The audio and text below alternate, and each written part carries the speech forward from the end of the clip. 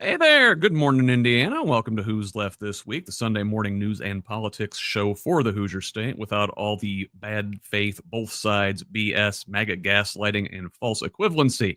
My name is Scott Aaron Rogers. I am broadcasting from Bloomington, and we've got quite a packed show today. After a big ugly meeting held by President Trump and Pete Hegseth, calling all of the top generals and admirals to Washington for a fascist pep rally. I've got three veterans with me here on the panel to discuss their proposed war on the American people. So that's our one big thing today.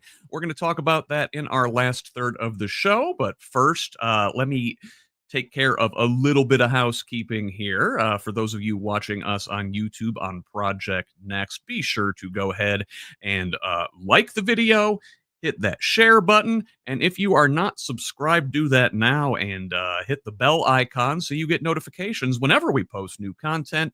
We are also on Facebook Live. Make sure you are following us there. Finally, I've got this handy list of our social media handles there posted for you on the side of the screen. If you're not watching and you are listening, do be sure to follow Project Next on the social media at Project Next Movement. On most of them, on TikTok, it's Project Next Media, and on X, which I don't recommend going there, but if you do, they are at Project Next 25. I am at Who's Left on most of the social medias, and my handle on the Instagram, Blue Sky, and Threads is the same as my website. That is who'sleft.us. All right, shameless promotion over. Let us welcome in our panel today. First, Derrick Holder, welcome back to the show. You live here at this point, yeah? Oh, yeah, it's my second home. This is my my online roommate, Derrick Holder. Welcome back. Always good to have you, sir. Great to be here, as always.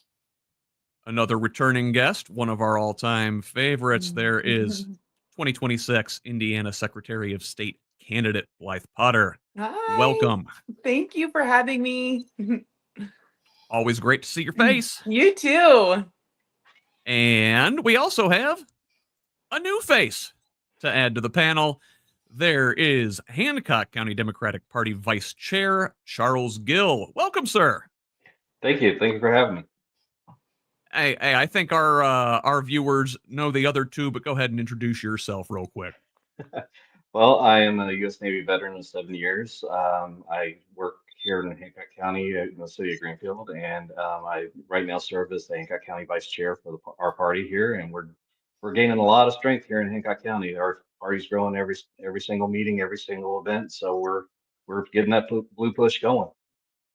Well, thank you all for your service to this country, and thank you all for your service to democracy in general here in your retirements. I thank you, and our viewers thank you. So, let us go ahead and begin, and we're gonna do things a little differently this week. The last several shows we've been starting in Indiana and zooming out. Today, we're going to start with our U.S. and world stories and then come full circle at the end. And we are going to begin this week on Fascism Watch. Let us start near our own border here, just on the other side of the state line in Chicago. So, our neighbors are under attack. Armed Border Patrol agents are patrolling the city. We first saw this last Sunday as armed agents in bulletproof vests carrying rifles were observed patrolling downtown Chicago, walking the Magnificent Mile, after they were seen earlier last week patrolling the Chicago River on boats. Over the course of the week, things have only escalated in Chicago. We saw a massive immigration raid on a Chicago apartment building on the south side of the city. This is not far from the state line, mind you, where armed federal agents in fatigues busted down doors overnight, middle of the night, pulling women, men, and children, some of them naked, from their apartment building. Agents entered nearly every apartment in this 5-story building, detaining many, including U.S. citizens, for hours. Also in Chicago, in the suburbs, Homeland Security Secretary Kristi Noem herself led a raid in Elgin, which detained one U.S. citizen, among others. Helicopters, flashbangs, bright lights, and yeah, Noem herself banging down the door with a battering ram. Cosplay Barbie in full effect. So let us start there and talk about a couple of those things. There is some more Chicago stuff. Oh, and I do need to mention, I was talking to our good friend Tracy Martin up in Northwest Indiana.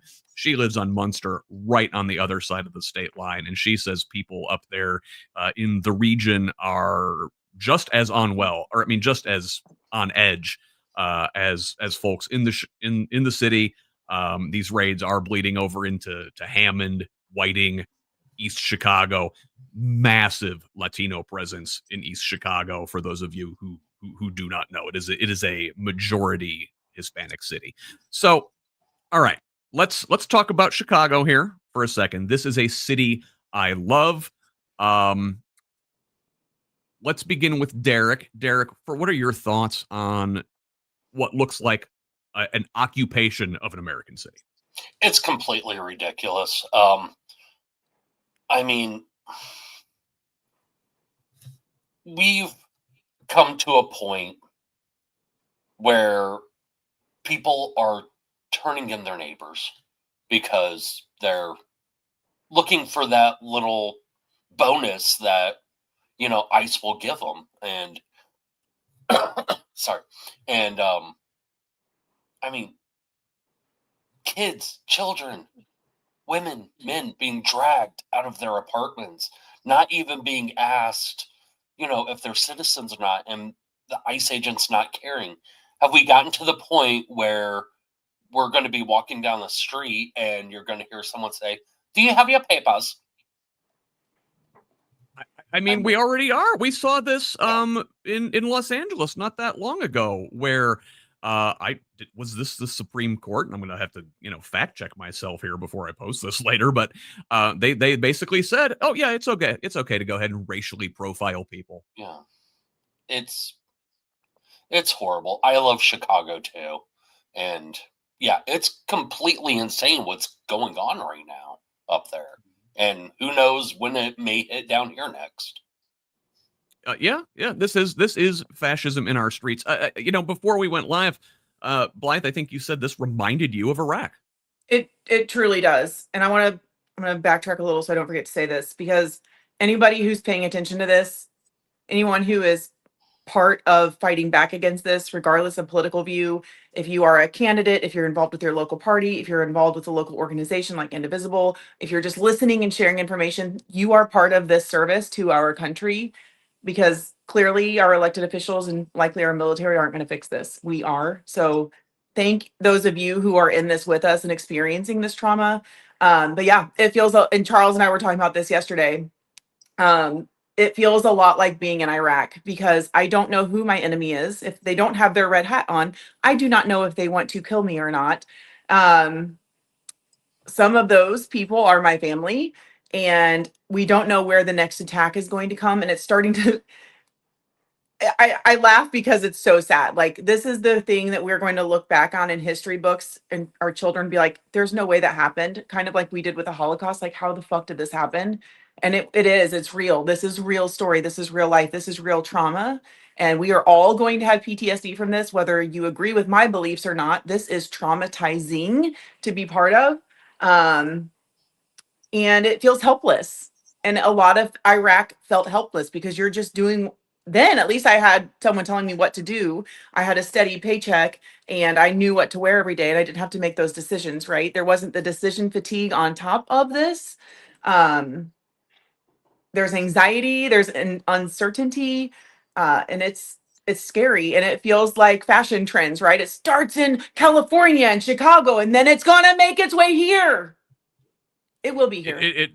Oh, well, yeah. I mean, and listen, we're shortly here we're talking about another city where they're up to this thing already. And listen, it's not just troops in the streets. Like, so, they're also using other ways to attack the cities. And, so I've got this is from the Chicago Sun-Times. Trump is threatening to freeze over $2 billion in infrastructure projects in the city, like the Red Line extension. So, that's part of the CTA, the L train. The Red Line's the one run right up 94 there where you're coming into the city, right through the heart of town. And the White House on Friday said it is going to withhold $2.1 billion in funding for these projects as Trump escalates his fight with the city and follows through on his threat to punish Democrats over the government shutdown. We'll talk about the shutdown. So, Charles, I want to talk about sort of this angle here. The shutdown, again, which we will talk about more, it seems like it might be an in. While the rest of the government can't do anything, the executive is going to take everything into his hands. And you have, the budget director, Russell Vogt, the architect of Project 2025, using this as a opportunity to wield, financial and funding weapons in addition to actual weapons. Yeah. Yeah, very true. And I want to I'm going to kind of take a key from Blythe here that these things that they're doing, this withholding of congressionally authorized funds, is not in the executive's purview. He does not have that authority to do that, and so that has to be resonated and called out every single time. You know, they think they can just go in and take a battle axe and carve up the government any which way they want to, but they forget that there is an actual, there are laws, there are things, and people have to stand up against those things. And there are folks in our government that are trying to do that. Unfortunately, they're getting tossed out on their butt the second they say and you're gone. And again, even in that, those folks that come out of that, they're going to be joining, this push against this stuff from a different side. Yeah. So, it is, and people don't realize the impacts of withholding infrastructure money because there are projects that are absolutely critical projects that are underway, like, drinking water and wastewater projects, and, transportation and bridges. And I mean, all these things, they all play together. And it's not just that he's punishing the left, he's actually punishing everybody. And that's another part of this conversation that gets lost is, oh, we're handing it to the libs. Well, I hate to tell you, it's not just the left that gets hurt by these things. I mean, it is literally everybody. And yet it gets lost in the conversations as we go forward in this. I think we need to resonate the information with everybody that says, this isn't everybody thing. This isn't just a left thing or a right thing. This is an everybody thing. This is a whole country thing. This is who are we going to be? Who are we going to allow this to happen? Right. So, yeah, it's completely illegal, immoral, and they're completely on the wrong. And I really tell you that is kind of the theme of today's show, right? Like, what kind of country are we? Who's going to stand up and do something about this? And I do need to mention in passing, we just saw this morning before we went live here, and Illinois Governor J.B. Pritzker said in a statement that the Trump administration intends to federalize 300 Illinois National Guard members after he was offered an ultimatum on troop deployment. A quote from the governor this morning: the Trump administration's Department of War, LOL, gave me an ultimatum: call up your troops or we will. The governor continued, it is absolutely outrageous and un-American to demand a governor send military troops within our own borders and against our will. End quote. The White House did later confirm those plans. Now, Chicago is not the only city being threatened with National Guard troops being federalized. So another city I love, Portland, Oregon. I've got family out there. I grew up near Chicago. I got family in Portland. I love these two American cities, and I feel for all their residents. So Same playbook here. Threatening funds. The White House is pressuring Portland. Obviously surging federal law enforcement, but they're also going after the city's pocketbook on Fridays. So the administration, according to Carolyn Levitt, the White House press secretary, the administration will review cutting federal funding for Portland as well, citing what she said was elected officials' refusal to work with the White House to crack down on street crime and immigration enforcement. Now, the White House activated 200 National Guard troops, to patrol downtown Portland, the same as they have in Chicago. However, U.S. District Judge Karen Immerget, a Trump appointee, mind you, issued a temporary restraining order after the state and the city sued. The order expires on October 18th, but could be extended. She wrote in her ruling that the U.S. Constitution grants Congress the power to call forth troops, the militia, in the founding document, to execute laws, suppress an insurrection, or repel an invasion. She wrote that Trump's attempt to federalize the National Guard, absent constitutional authority, undermines the sovereign interests of Oregon. So now, as I understand that, I'm hearing the legal words: execute laws, suppress an insurrection, or repel an invasion. I don't think we have any of those things going on here. Then that appears to be what the judge is saying. Do I read that correctly, Derrick? Well, according to our glorious leader, they are the enemy, though. They are the enemy within. We're being attacked from within. I mean, we'll touch on that a little bit later during his little pep rally. But, I mean, in his views, yeah, they are the enemy. But my whole thing about Portland is I hope the guardsmen and guardswomen are getting really nice artisanal cheeses right now in Portland. And they're, really protecting Portlandia from, the invasion of Vancouver baristas trying to take over the jobs. I mean, it's quite horrible in Portland. I've seen videos of, oh my God, people actually going to work. It's mayhem in Portland right now. So I've seen pictures from Portland, and residents are protesting in the most Portland way possible, like clowning these troops that are obviously here against their will. Literally dressed up like clowns, mocking the troops, staging a kind of a ridiculous demonstration that in a way shows how silly this thing is. Blythe, is that maybe the way to protest this instead of the appeals to our humanity, to the rule of law, to our sense of common decency don't seem to be working? Is pointing and laughing the way to go? I hate to say this, but I think it might be, because it's one of those things where, I mean, this is just that ridiculous. And I'm here for it. We have to be doing something different in addition to protesting. And I think that's a great way to do it. I mean, really, the enemy from within is MAGA. It's this regime. So it's like everything they do is always the opposite of what they're actually saying. Like, they are, again, the insurrectionists in the problem. But yeah, I think adding humor, because I mean, look at how we were just talking about Gavin Newsom's posts. The Latina woman who's doing his social media, they're like throwing back their ridiculousness at them in the same method. I mean, it's kind of like this. This is definitely a shit show, and they are clowns. So, yeah, I'm here for it. I think, Charles, it's an important demonstration that we're not afraid.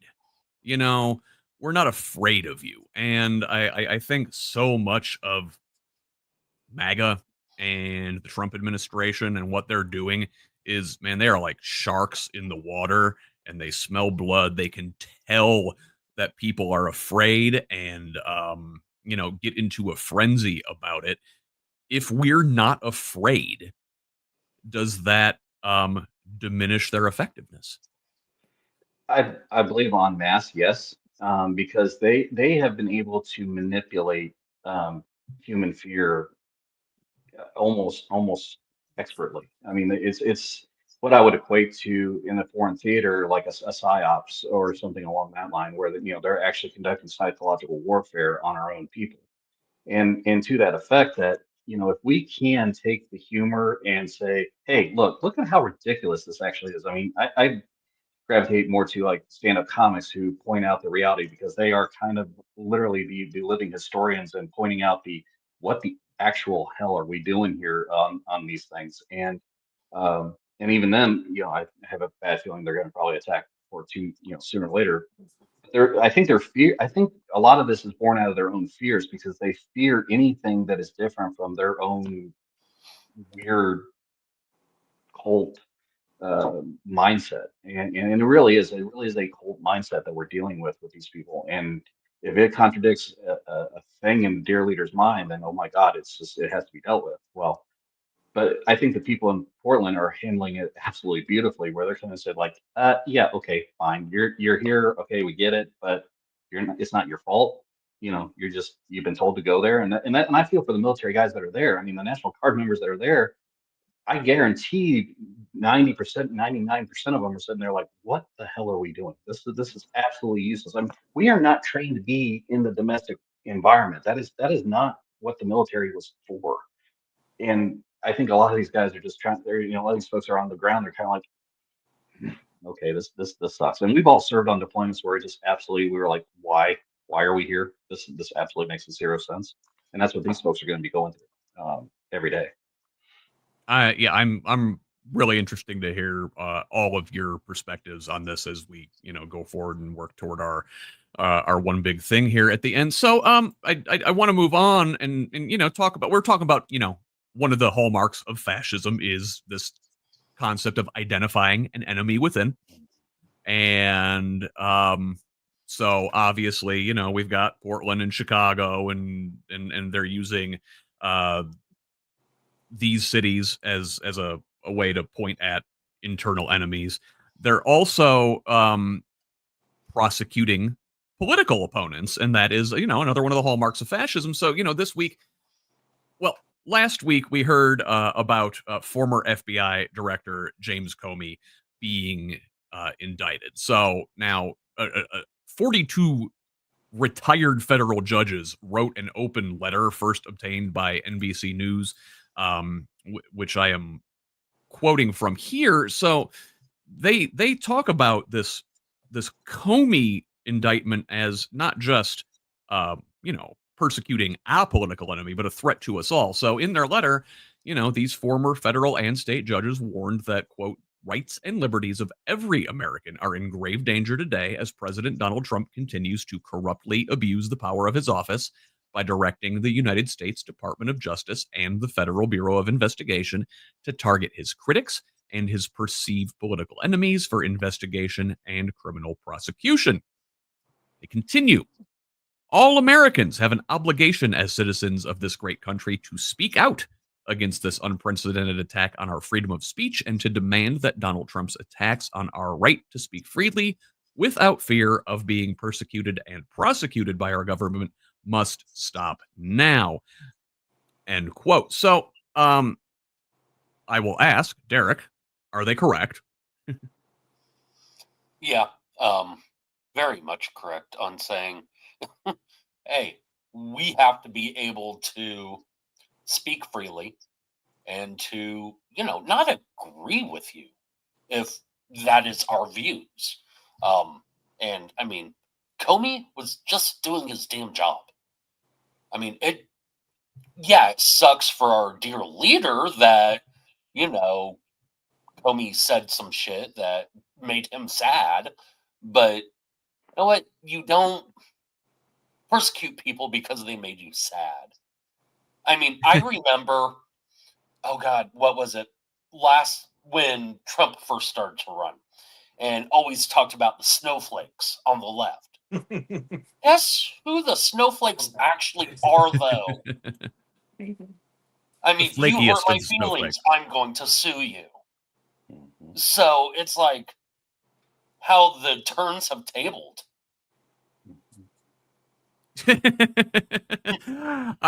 Seriously. Also, additionally, like on Comey, so it's ironic because the FBI has always been a conservative, reactionary, even organization. They never, ever in their entire history had a Democratic director. You know, Comey is a lifelong Republican. All of the FBI directors have been lifelong Republicans, and yet we're seeing this organization somehow painted as like the deep state, as a cesspool of liberalism or something. And it's funny, but like, so they actually suspended an FBI agent this week because this person has reportedly refused to perp walk their former employer, their former boss, James Comey. The agent was suspended for insubordination, according to CBS. And I got this via the BBC. This is after the agent found the plan to be inappropriate. Blythe, are they correct? Is this the right thing for this agent to do, or is it their obligation to follow orders?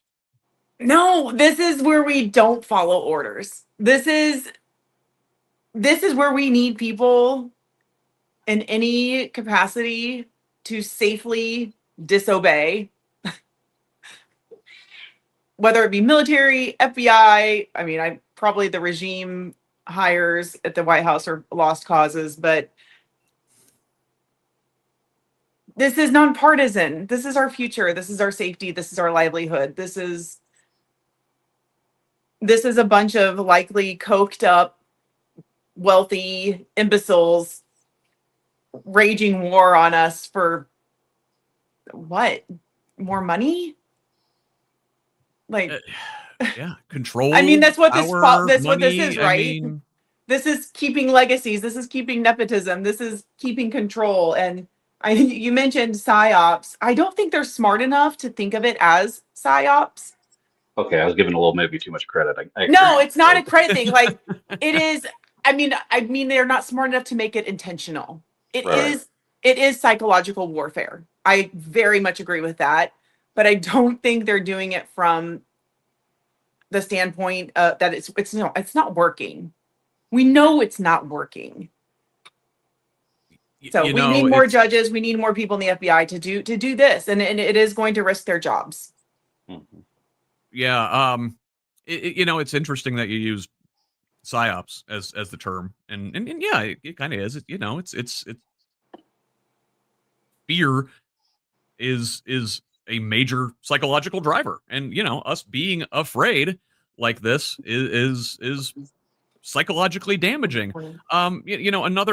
Another element though of the psychological operations here is control of the media. Again, another one of your hallmarks of fascism, right?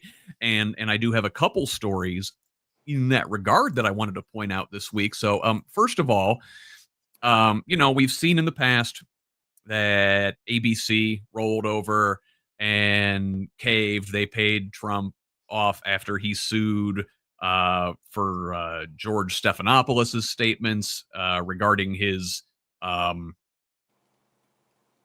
sexual impropriety. I don't want to say conviction. It was a civil case in New York with E. Jean Carroll, right? We saw CBS fold with 60 Minutes, and they sued for that. We saw the Jimmy Kimmel stuff not all that long ago, though. He did make his way back onto the air. One of the major media conglomerates that we have not seen cave yet is Google until this week. So this from ABC News. YouTube has agreed to pay $24.5 million to settle a lawsuit filed by President Trump and other plaintiffs after he was suspended from the platform in 2021, according to a court filing. The filing also says that $22 million will be used to support Trump's construction of a White House ballroom and will be held in a tax-exempt entity called the Trust for the National Mall. The other $2.5 million will go to other plaintiffs in the lawsuit, including the American Conservative Union, Andrew Baggiani, Austin Fletcher, Marissa Veronica Jean-Louis, Frank Valentine, Kelly Victory, and Naomi Wolf, only one of whom I've ever actually heard of. Those folks were all suspended in the aftermath of January 6th for, spreading misinformation and fomenting violence online. Charles, are you surprised, disappointed, shocked Yes. by Google and YouTube folding, or is this just more of the same? Yes to all of it. I mean, the thing I guess I don't quite comprehend, and I have a hard time wrapping my brain around. I mean, the free press is a cornerstone of our democracy and has been since our founding. And I believe that these entities are not upholding that status of themselves. They should fight to stay independent. They could have defeated any one of these things easily if they would have actually invested the time to do it. What was put out was not wrong. It was an insurrection. It was an attack on the government. It was an attack on our very foundational principles. And I'm sorry if that upsets the dear leader, but that's the reality of it. The fact that these organizations are caving to this pressure is downright scary in a certain respect, because each one of us has served to protect the ability to have a free press, to be able to voice those opinions, to be able to have the ability to dissent, to have those conversations.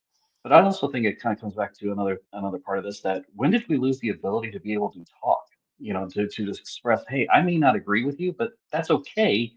We're not. If everybody saw eye to eye, my God, this it would be absolutely. What's the point? But that was the whole founding of what we were, is take a multitude of ideas and find the best way forward. And when did that become a bad thing? When did we lose that? And why are we continuing to lose it is the other question. I just dumbfounded is probably a massive understatement, but it's just unbelievable. How dare you Yeah. have diversity? Sheesh. What? Well, I mean, so much of this speaks to it's self-censorship. It's willingly folding. It's deciding that the shareholders are more important than the truth. It's not worth it to fight the administration. It's going to cost us in legal fees. So you roll over. You say, hey, don't come after me. We're fine. Nothing to see here. And Obeying in advance. Yeah, exactly. Obeying in advance. It's the self-censorship and the profit motive, basically, that winds up driving us down the road to fascism. They don't have to do these things, but they do it because they see it as the easy road. Newsflash, it never ends up being the easy road. You did say a couple very important words, though. You said free press, which, actually has, real historical meaning. But in some cases, it's just a brand name. And one of the people, the person who owns the brand, the free press, is former New York Times columnist and, let's say, heterodox pundit. They like this word a lot. Barry Weiss, who reportedly, as soon as tomorrow, will be named editor-in-chief of CBS News.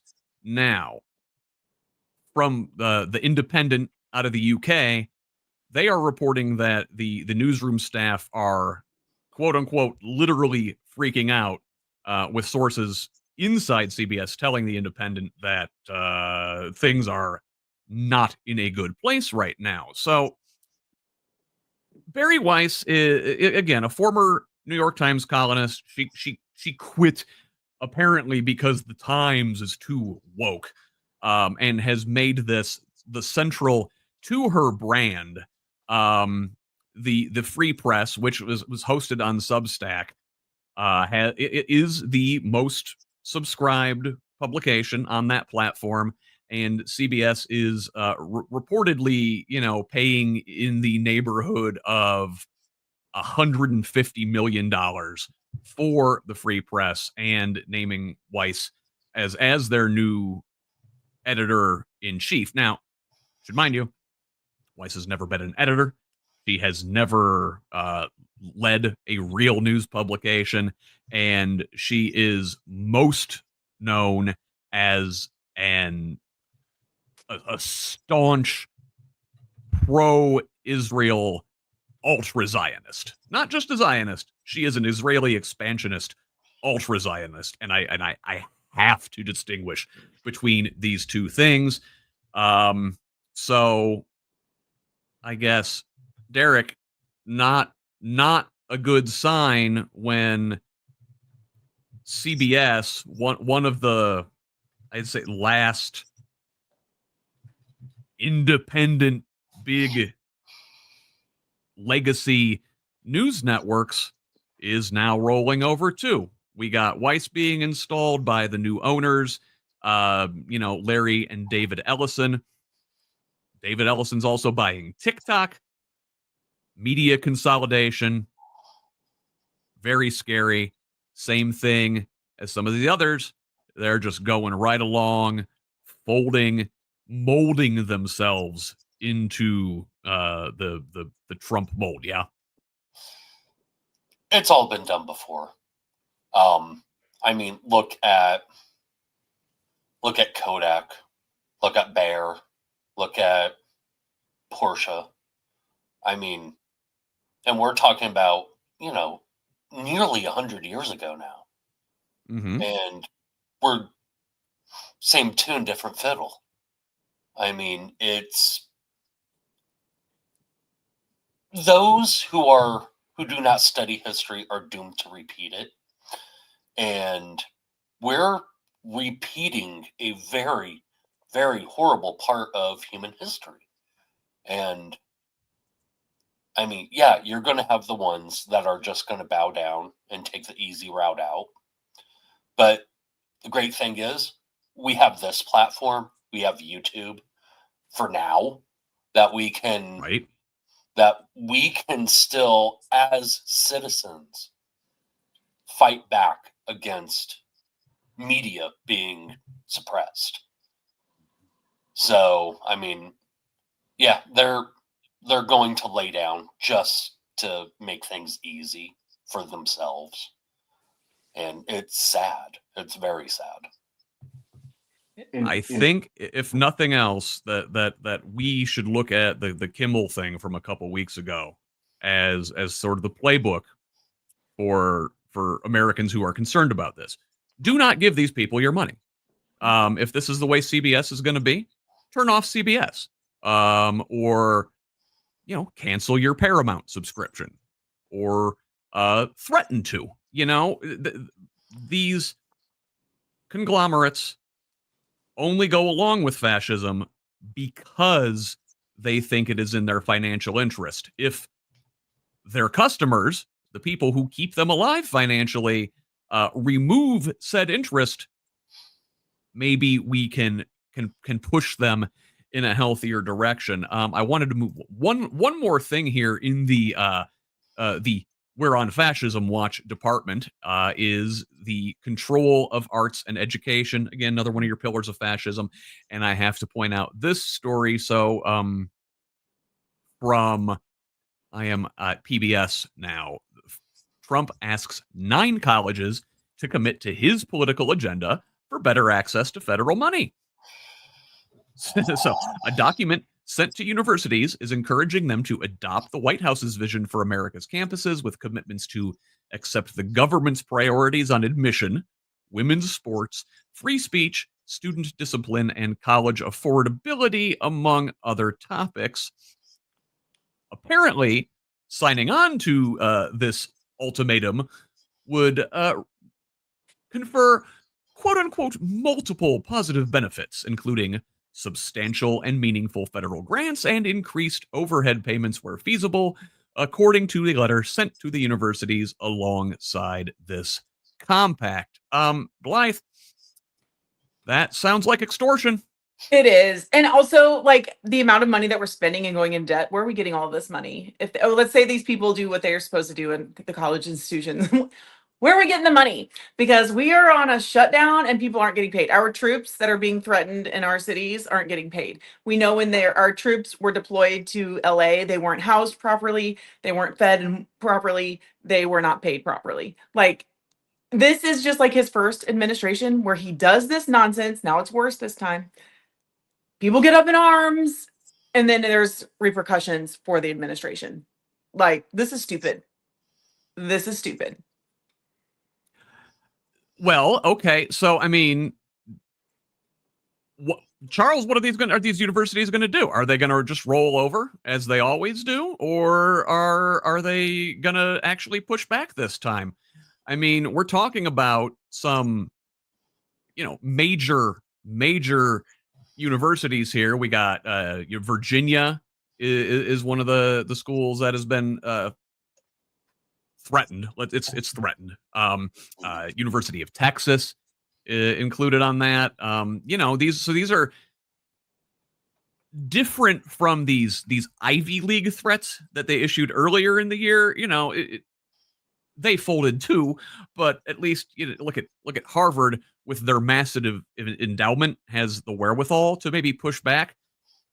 Now they're going after public schools and dangling this carrot here, saying we can do this the easy way or the hard way, right? This is it's rule by mafia. Yeah, it is, and unfortunately, we're seeing it here locally already. I mean, there are schools here that have already been affected. I think Purdue was being threatened with a grant program for pre-college entry level stuff. I mean, it's attack at all levels, and this plays into the Project 2025 playbook that they're wanting to adopt formally now in Congress. Which our dear leader said that, oh, I don't know anything about it, but now he does. Really weird there. Oh, sorry. Tangent. But the whole thing of will colleges acquiesce or will they stand up? That is a fair question, because those that go to those colleges, those students, those families that are paying these absorbent amount of monies to go to these colleges, have to say, you know what? Maybe we're not going to pay our tuition this year. Maybe we're going to withhold that funding, because the college can't exist on just one medium alone. And I agree with Blythe. It's like, okay, where's all this magical money coming from that, he says, oh, we're bringing in $17 trillion. No, sorry. I mean, that just doesn't compute. And it's just, it's all built on these fallacies. And it's just do as I say, or I will make your life a living hell. And that is what mob bosses and bullies do. And that's all these people know how to bring to bear. It's like, one of my favorite podcasters says, when everything looks like a nail, all you have is a hammer. And that's all they can do. They don't understand anything they just want people to do what they want and not ask questions. They want mindless automatons, really. Yeah, and we've talked about this before. This is not the way education is supposed to work. I mean, education is the higher education, especially, is where we go to have these big, high-level, contentious discussions. And if you can't disagree in the university, where can you? Very, very scary stuff there. You know what else is scary is just walking outside any given day in America, because the 400 million guns in the streets. And boy, in any sane country, this wouldn't happen, but it's just like another day in America. Last weekend, this would be the top story, right? Any given time, were we not in the times we are now. But excuse me. Sorry. So a series of mass shootings rocked the country last weekend, with 9 people dead and scores of people injured in a slew of mass shooting last week. So they began Saturday morning with multiple shots fired in several incidents in Alexandria, Louisiana, and in Raleigh, North Carolina. At about the same time, a couple hours later, Saturday, there was a third mass shooting when a gunman opened fire with a semi-automatic short-barreled rifle from a boat on a waterfront bar in Southport, North Carolina, leaving 3 people dead and 8 injured. Then, just before midnight last Saturday, a 34-year-old gunman opened fire at the Kickapoo Lucky Eagle Casino along the Texas-Mexico border, and those were just the little shootings. But by the way, just Derrick, drive-by shootings from boats now? That's a new one. I mean, yeah, I guess. I mean, it works. It's not the most stable platform to fire from, but I mean, I'll leave that to Charles since he was the squid. Yeah, I was going to say, Charles, you're a Navy guy. This is your department. I knew that was going to come there somewhere. I knew that was coming. I mean, again, it's kind of one of these things. I'm kind of surprised in a certain way that, somebody didn't do this sooner. And that sounds sad to say that, because there's this culture that guns are ingrained in our everyday. I mean, it is your American duty to have whatever. And I'm like, and I just ask myself, like, why? In what, and where does that predominate itself? I mean, years ago when we had the frontier and you had to go out and do all that stuff. Okay, fine. Overseas, sure, understand that totally. And I'm not against guns as long as it is responsible ownership and all that good stuff. I mean, there are a lot of smart gun owners out there. However, there are folks that should not be near weapons, period, of any type and or sort, because they just have issues that are not properly addressed because our healthcare system is massively under what it's overwhelmed in ways that it just can't keep up with right now, thanks to the dear leader and all the other stupid stuff they're doing. But as far as firing from boats, I mean, yeah, I agree. Not the most effective maybe methodology. Not something I hope to ever see again, because that just brings up a whole new level of weird. Nowhere is safe. Nowhere is safe. Even church, which we've seen. We've seen mass violence. We've seen shootings in churches before, but the most deadly incident last weekend was at a Mormon church in Grand Blanc, Michigan, where 4 people were killed and 8 injured in a mass shooting / fire. So this guy, and it's, I don't know if ironic is the word, but in the immediate aftermath of this event, the reaction, especially from the right, was, oh, they're attacking our religion. They're going into churches. They're shooting up the Mormons now. Well, it turns out this was a MAGA guy who thought the Mormons aren't real Christians. This is from the Detroit Free Press. So a city council candidate in Burton, Michigan, which is where the shooter was from. The shooter, the suspect, his name is Thomas Jacob Sanford. So the city council candidate had knocked on Sanford's door a couple weeks earlier. They had little back and forth, little conversation. And before the conversation turned to the Church of Latter-day Saints, the Mormons, and this Sanford fellow had a lot of questions for this candidate about the LDS Church. Asked him about the Mormon Bible, the role Jesus plays in LDS, and the history of Joseph Smith, and just the movement in general. And this fellow Sanford wound up telling the candidate Chris Johns that Mormonism is the Antichrist. He didn't say anything political. It wasn't red or blue or left versus right. It was, hot Christian on Christian action. Blythe. Sorry. Sorry. Wow. It's not funny, I but mean, it is. this is sectoral violence. This is you It's were talking about like Iraq. This is like the Mhm. Troubles in Northern this Ireland. is status quo MAGA. MAGA is the Antichrist.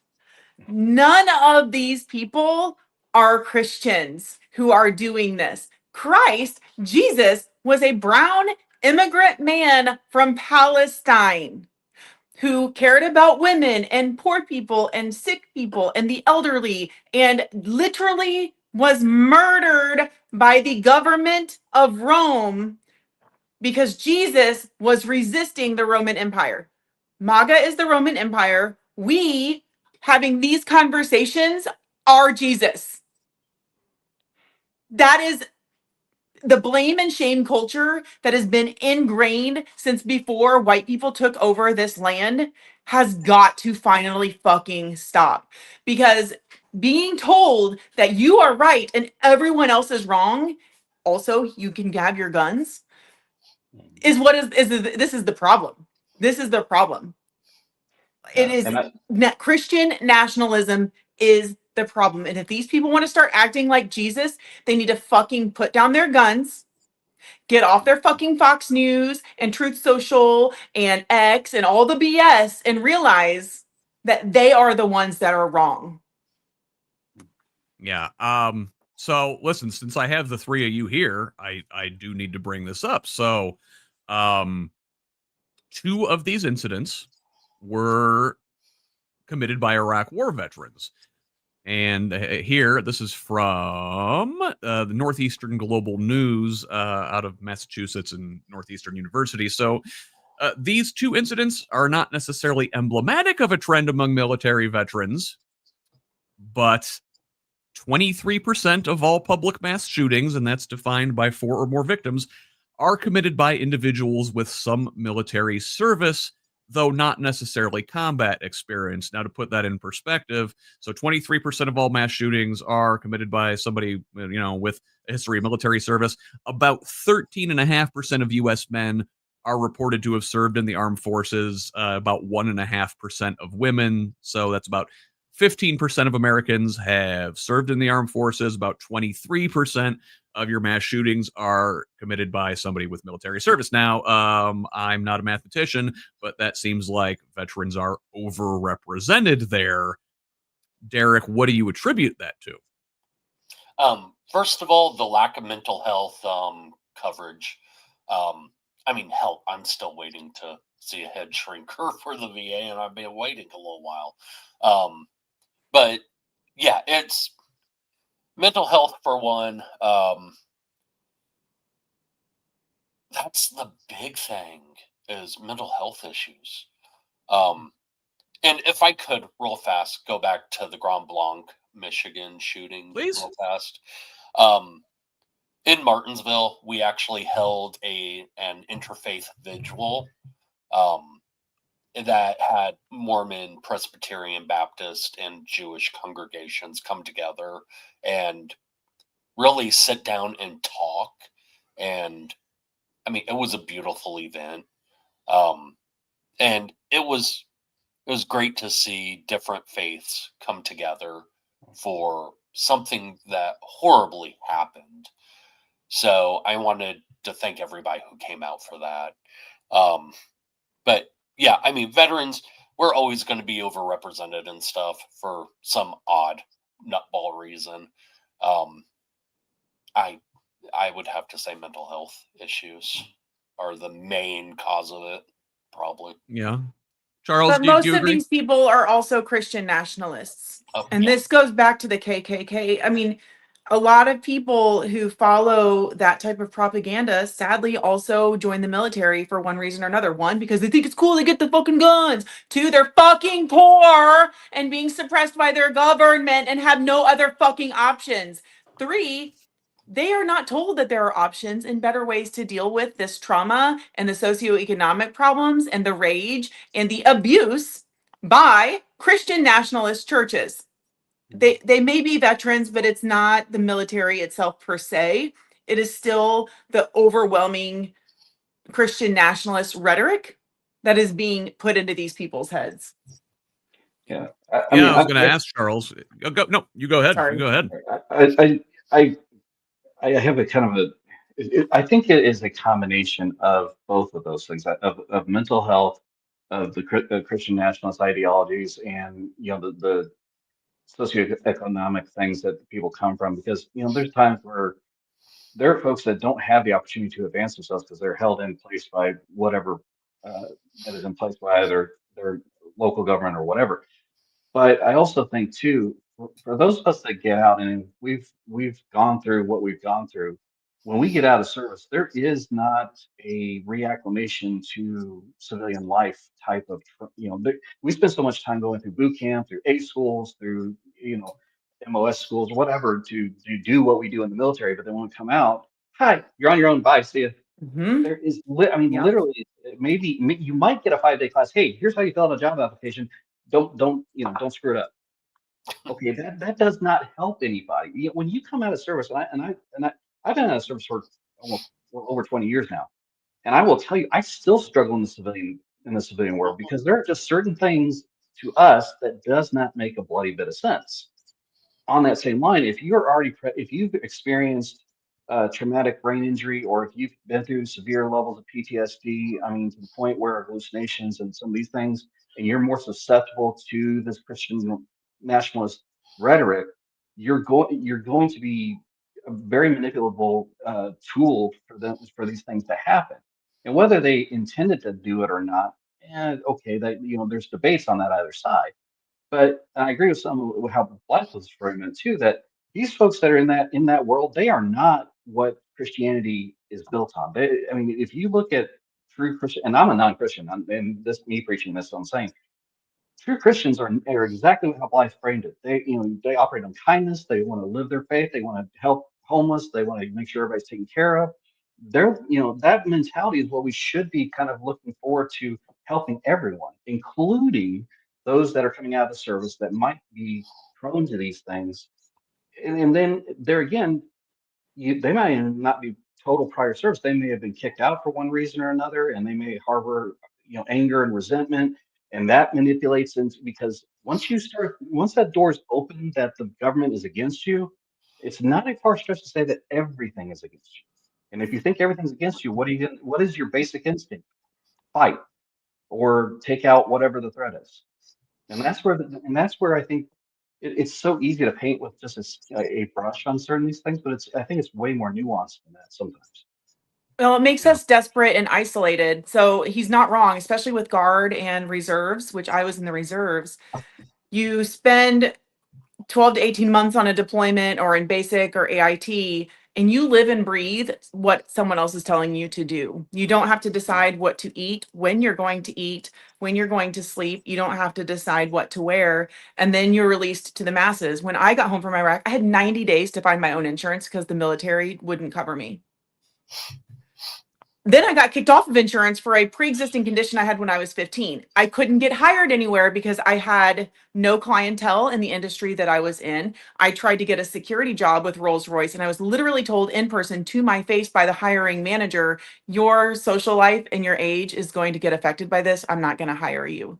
I literally just got done doing night res for like fucking 12 months, and you're telling me I'm unqualified for this? So we don't actually get treated with the respect that we need. And it's even worse for females or people of color in the military, because we are dealt with the discrimination in the military. I got my E5 packet pulled because I attended a fucking boxing match with other male soldiers in my goddamn ugly PTs because it looked bad for the boss. No, 3 women did something that you didn't like, motherfucker, and he pulled our packets. That is discrimination that we just had to suck it up and deal with in country. And I got home, my ex-husband, who was also military, cheated on me. His girlfriend sent me her pregnancy test in Iraq, stopped paying the bills. And because I was upset and traumatized by that, I got asked to leave my unit. It was my fault. So the military also eats its own and does the same thing. And then they put us in the civilian world who treats us also the same way. Like, I lost family from that divorce. I lost my battle buddies from that divorce. I was treated like it was all me that was the problem for reacting to my circumstances.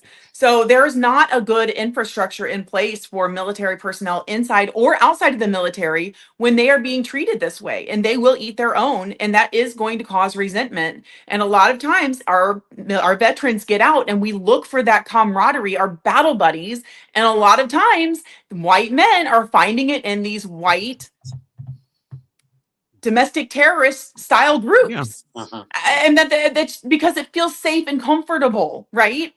And that's what we want and we need, but we don't have that support by and large. And I'm still not convinced that the military has changed that much, even though I thought it was, and now we're just backsliding.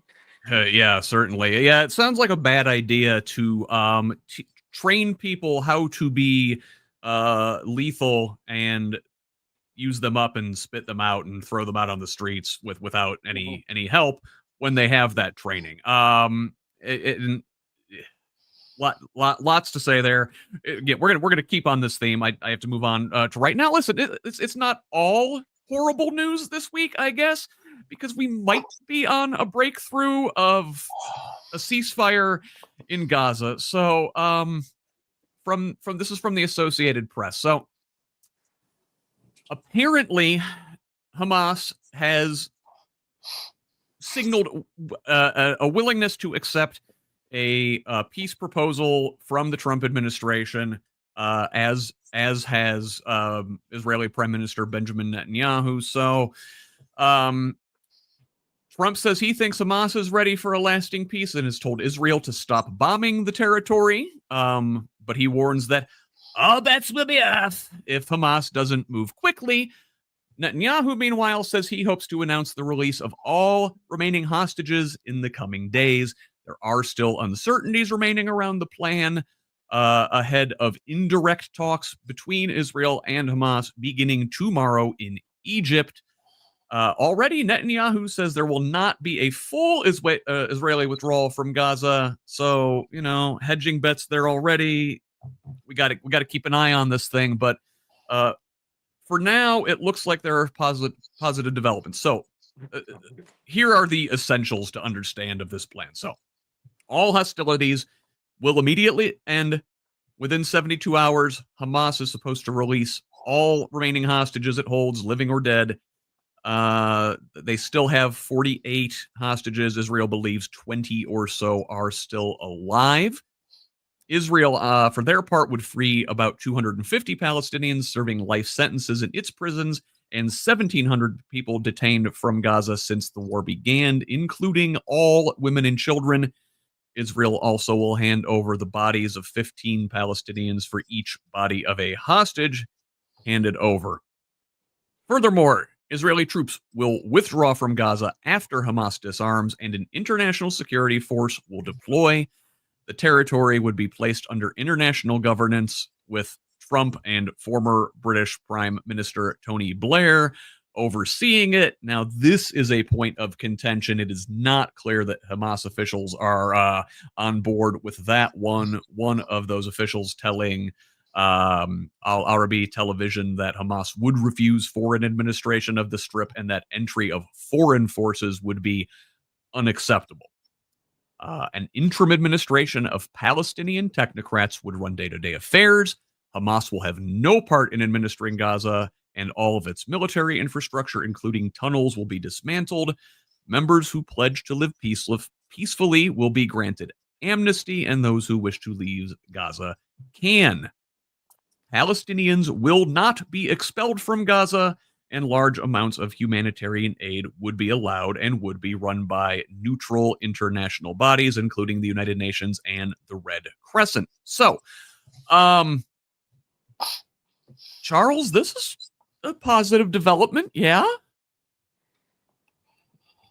Sure. I mean, how do I phrase this? Do you believe it or not? Is the question. I mean, are both sides going to adhere? And then all reality is the one side, Netanyahu, is he actually going to abide by the terminologies in this? My gut check says absolutely freaking not. But again, I've not been, I have Jewish family members, and I will tell you, Netanyahu has been the worst thing to hit Israel, period, bar none, because he's literally like your leader and some of these other, nuts that are out there. And his mindset is total domination, and he will not stop. I don't care what the dear leader says. He's not going to stop at just a stalemate, so to say, or a conventional idea. So, I mean, I hope I'm wrong. I mean, maybe I am, but I have my doubts. So I'm just going to put it. Yeah, well, the thing with that coalition in Israel is that Netanyahu, for as bad as he is, and Netanyahu is a corrupt authoritarian, but he's not even the worst member of his own government. And what you might have to worry about isn't him so much as the right flank of his coalition, folks like Finance Minister Bezalel Smotrich and Itamar Ben-Gvir, who have already criticized the plan's progress, but for their part, they didn't immediately threaten to leave the government over it, which is I don't know. But I Derrick, have to say progress as things go over there. To a degree, yes. But if you look at the mirrors, though, the mirrors between that government and our own at this point, the similarities, how I don't even know if disturbing is a strong enough terminology I can say, but things get said, yeah, we're gonna do this, yeah, we're gonna do this, and then immediate 180 on the other side because somebody pulls a string or ticks off the dear leader to make a different decision, or make it say, oh, well, I want to be a big bad dude in the parking lot, and then Yahoo's going to be the same thing. He's going to listen to those worst instincts, and I just don't see that playing out well in my mind. I mean, again, I hope I'm completely wrong, but I think Netanyahu is here for the corruption and the staying out of prison. I don't know if he's an ideologue so much as those guys are, but that coalition is very, very fraught as it is. Derrick, we've joked about this before here. You're our resident Jew. What are your feelings on these things? I'm not going to hold my breath on what's going on over there. How I hear it is they want to put out an olive branch so they could dismantle all the militant stuff inside the Gaza Strip. But what does that do to the Palestinians' military chances? Mm-hmm. If Israel comes in and dismantles their military, they will have no way to fight back. When in a year or two, Bibi and his crew goes, "No, what? We're going to take it completely over."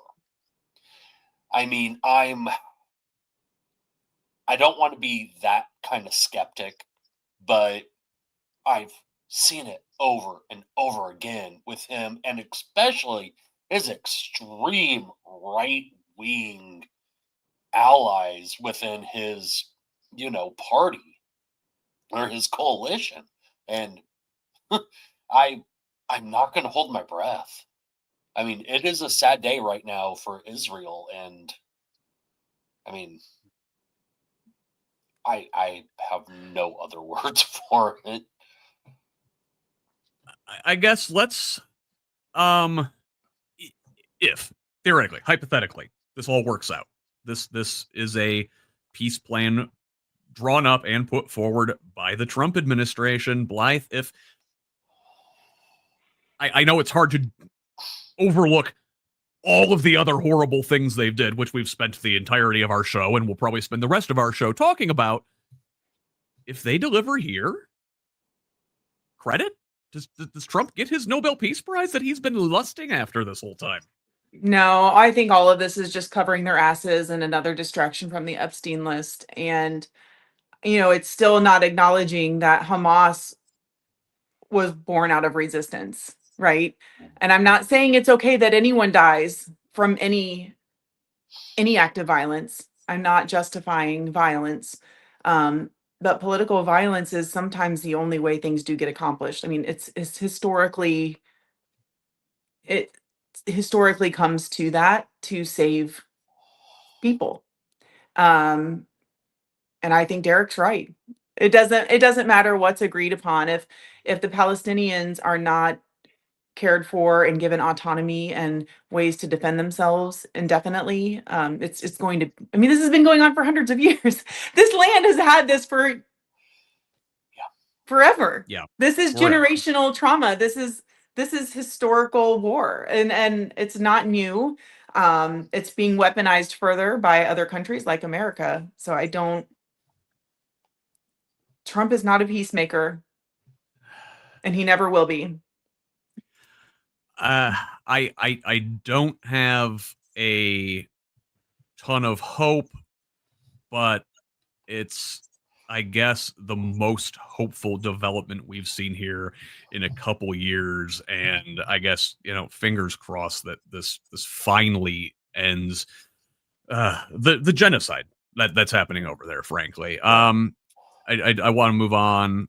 So the final thing I want to talk about on the U.S. front here, and we will sort of bleed into the Indiana effects of this and deal with it as a unit, is the government shutdown. And it's funny, this, like, we were talking about the spate of mass shootings.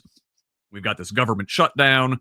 We got troops in the streets. Like, any one of these things would be like the only story in the news in a normal news week in our lifetimes. But here we are. We're talking about, the federal government is shut down here at the end of our segment, an hour plus into our show this week. So the federal government shut down, I want to say it was Wednesday the 1st, after Democrats and Republicans failed to agree on a continuing resolution for spending.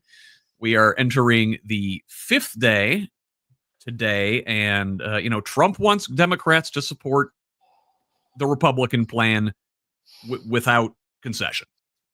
Democrats, on the other hand, are demanding a permanent extension of federal subsidies to help people afford health insurance under the Affordable Care Act, and have voted against this continuing resolution 4 times now.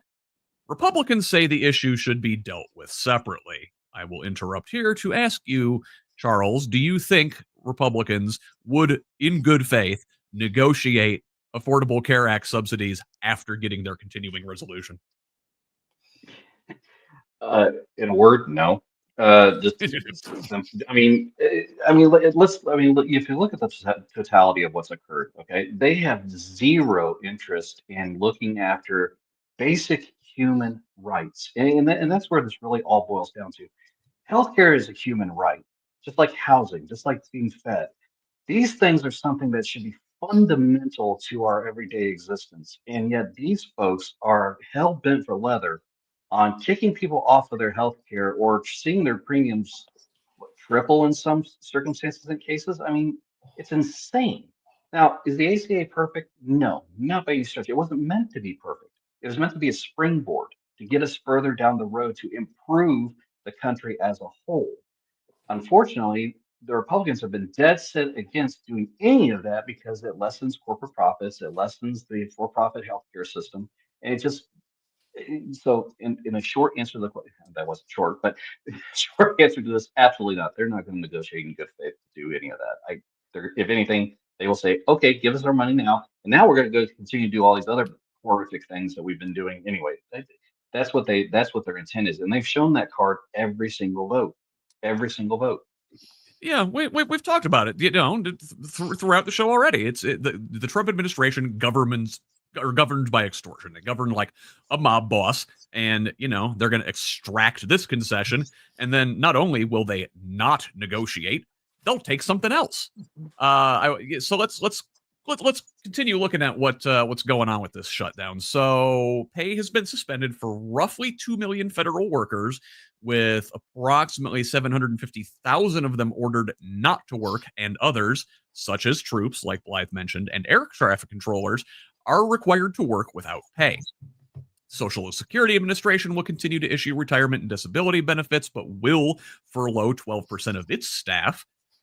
Payments will likewise continue under Medicare and Medicaid.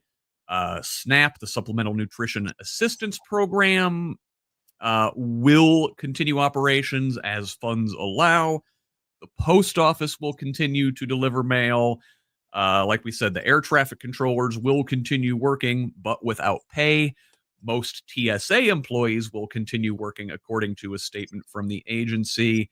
And approximately 2 million U.S. military personnel will remain at their posts without pay until the shutdown ends.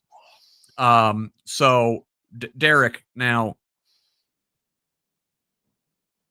is this one of those instances where federal employees who are forced to work without pay could be the folks to bring this thing to an end? That's what happened, I believe, 5-6 years ago during the last government shutdown. TSA workers basically said, you know what? We're not working out without pay anymore. We're not coming in. That ended the shutdown relatively quickly. I remember that shutdown quite well because at that time I was working for the logistics agency, the DLA, Defense Logistics Agency, and we actually had to go into work because we were still routing stuff to our military. So we had to still come in. I loved working for a couple weeks without pay. The really fun part is we didn't get the back pay. Usually no. Wow. We did not get the back pay. Congress never voted it in. Congress has to vote into back pay. Was that just you and your folks doing similar things, or was that all of the government the DLA did not get paid, and I believe DFAS in general, because I worked up at DFAS up in Lawrence, and yeah, I mean, we did not get that back pay. So, I mean, we worked for free for 2 weeks. 2-3 weeks? Yeah, Derrick, there was a story I just heard from a friend of ours that they were National Guard, and the first shutdown happened, or the last shutdown happened, cost them like $10,000 that and they still to this day have not gotten that payment. Yeah. So this has some real long-term horrific ramifications for folks. Oh, yeah. It's amazing. So, this I mean, goes to show, sorry. Oh, no, go ahead, Blythe. I'm sorry. This goes to show how disconnected this administration and the wealthy is from humanity. I didn't realize that it's not good, but I thought that back pay was a thing. Like you go without pay and then you get caught up, which is hard enough. But people making these decisions don't understand how detrimental that one paycheck is for us. Oh, Like yeah. that makes or break your life, your insurance. Like it is destructive. And the ultra rich, the people in power, or the people who want power, don't understand that. They have no idea what it's like to live like that. And that's so horrible. Yeah, they've never had to make a decision between keeping the lights on and putting food on the table, or hell, even trying to put gas in the car to get to work to maybe afford food the next day. Especially in this economy. Right. Well, Jesus. I mean, even I remember being an E3, and E3 pay was nothing at that time. But I mean, when you're sitting there, like you have to do all this stuff, and you might have $20 at the end of the pay period to maybe do something. And what do I mean, how do you, if you don't have that real world experience of that struggle, you're not going to understand it, and you're not going to care about it. And you're right. These ultra wealthy folks that have all these things. Yeah, stick a pin in that. We're going to see a real nice example of this coming up as we talk about the shutdown's effects in Indiana here in a moment. But Derrick, that's scary that you guys didn't receive back pay, because usually, there have been a handful of government shutdowns in the last 30 years. I think it was Newt Gingrich that really popularized this technique, and it's always been Republicans that have used the shutdown to extract concessions. The Democrats finally do it. It's the end of the goddamn world, right? So, like, what are we fighting about here? So, the Democrats are using what little bargaining power here they have, and they've settled on these ACA subsidies as something they can try to extract, and that are largely popular and a lot of people depend on. But to be frank, like, this government, in any meaningful sense, has been shut down since Trump's inauguration in January 20th. So, it's not working like a proper federal government should. But so this is like one place Democrats have leverage. They are, so the law, the big beautiful bill, the big stupid bill passed in this summer, it clawed subsidies and healthcare away from a lot of people. So it leaves 10 million more Americans uninsured by rolling back Medicaid expansion and making changes to the marketplace. It removes those premium subsidies that allow people to afford healthcare. It also restricts payments to states for medical assistance, including emergency care furnished to anyone who isn't a citizen or lawful permanent resident. Now, in 1986, under raging leftist Ronald fucking Reagan, Congress passed a law requiring that anyone in need of emergency care receive it, regardless of who they are or their ability to pay.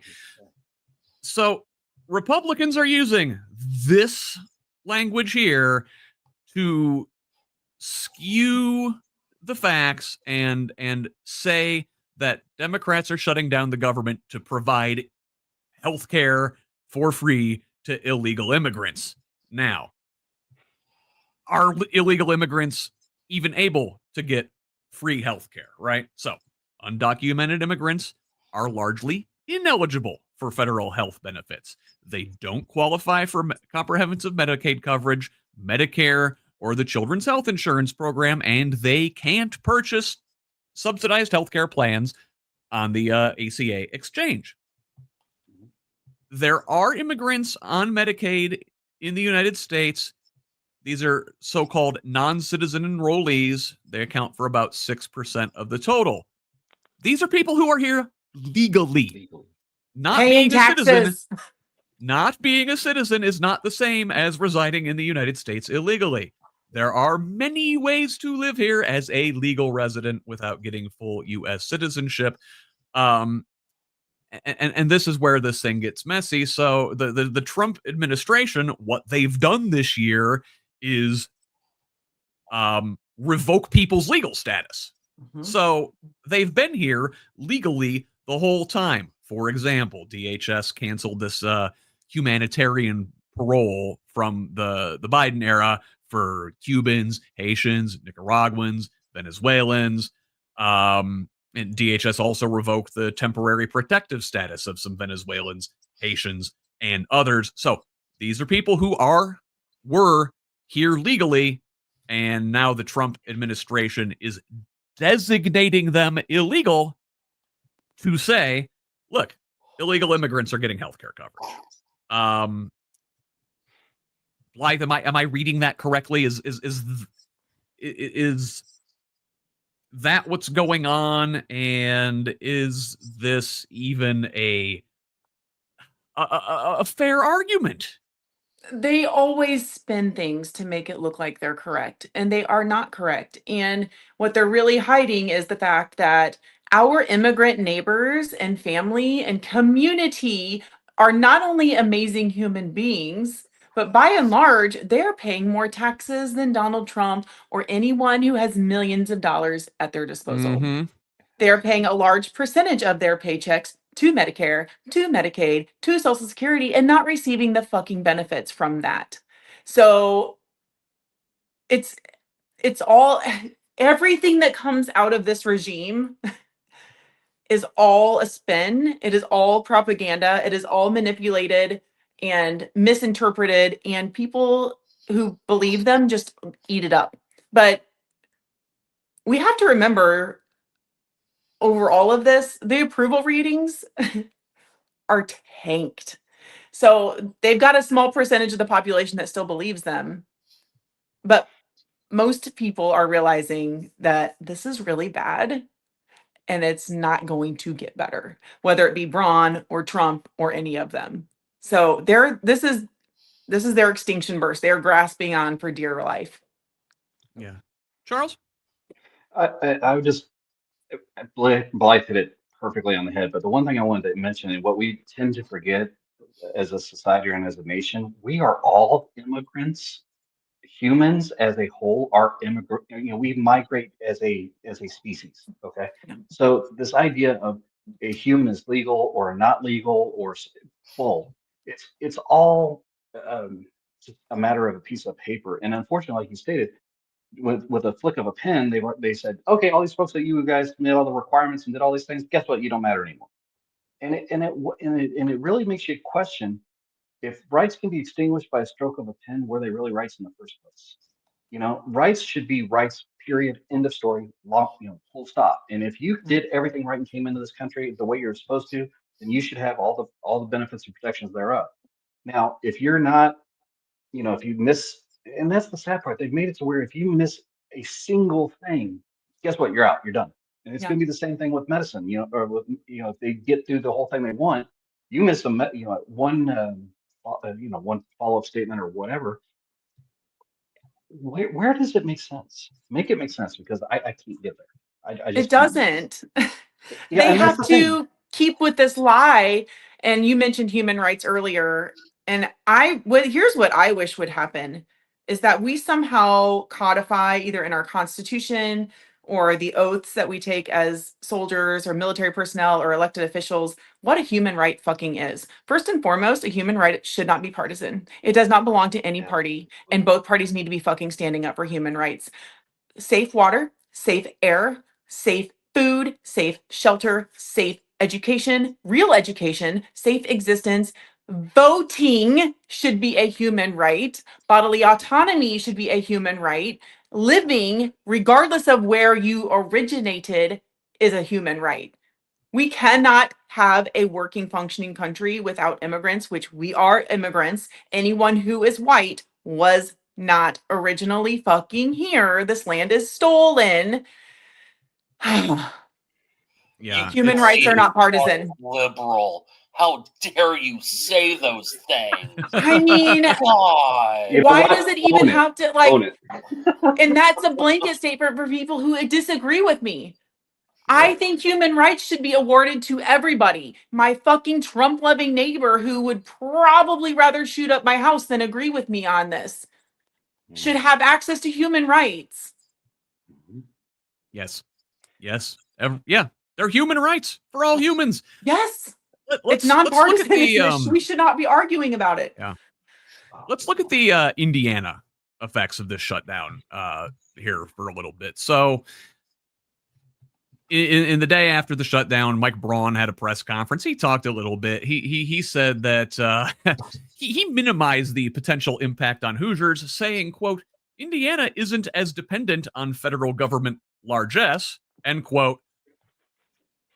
Maury's lie detector says that's horse crap, because Indiana is, in fact, the third most reliant state when it comes to federal dollars. Now, Braun says we're going to get through it, and if Indiana does lose some benefits in the short run, if it's essential, we would look at maybe doing something to keep them in place. Real commitment there, Mike.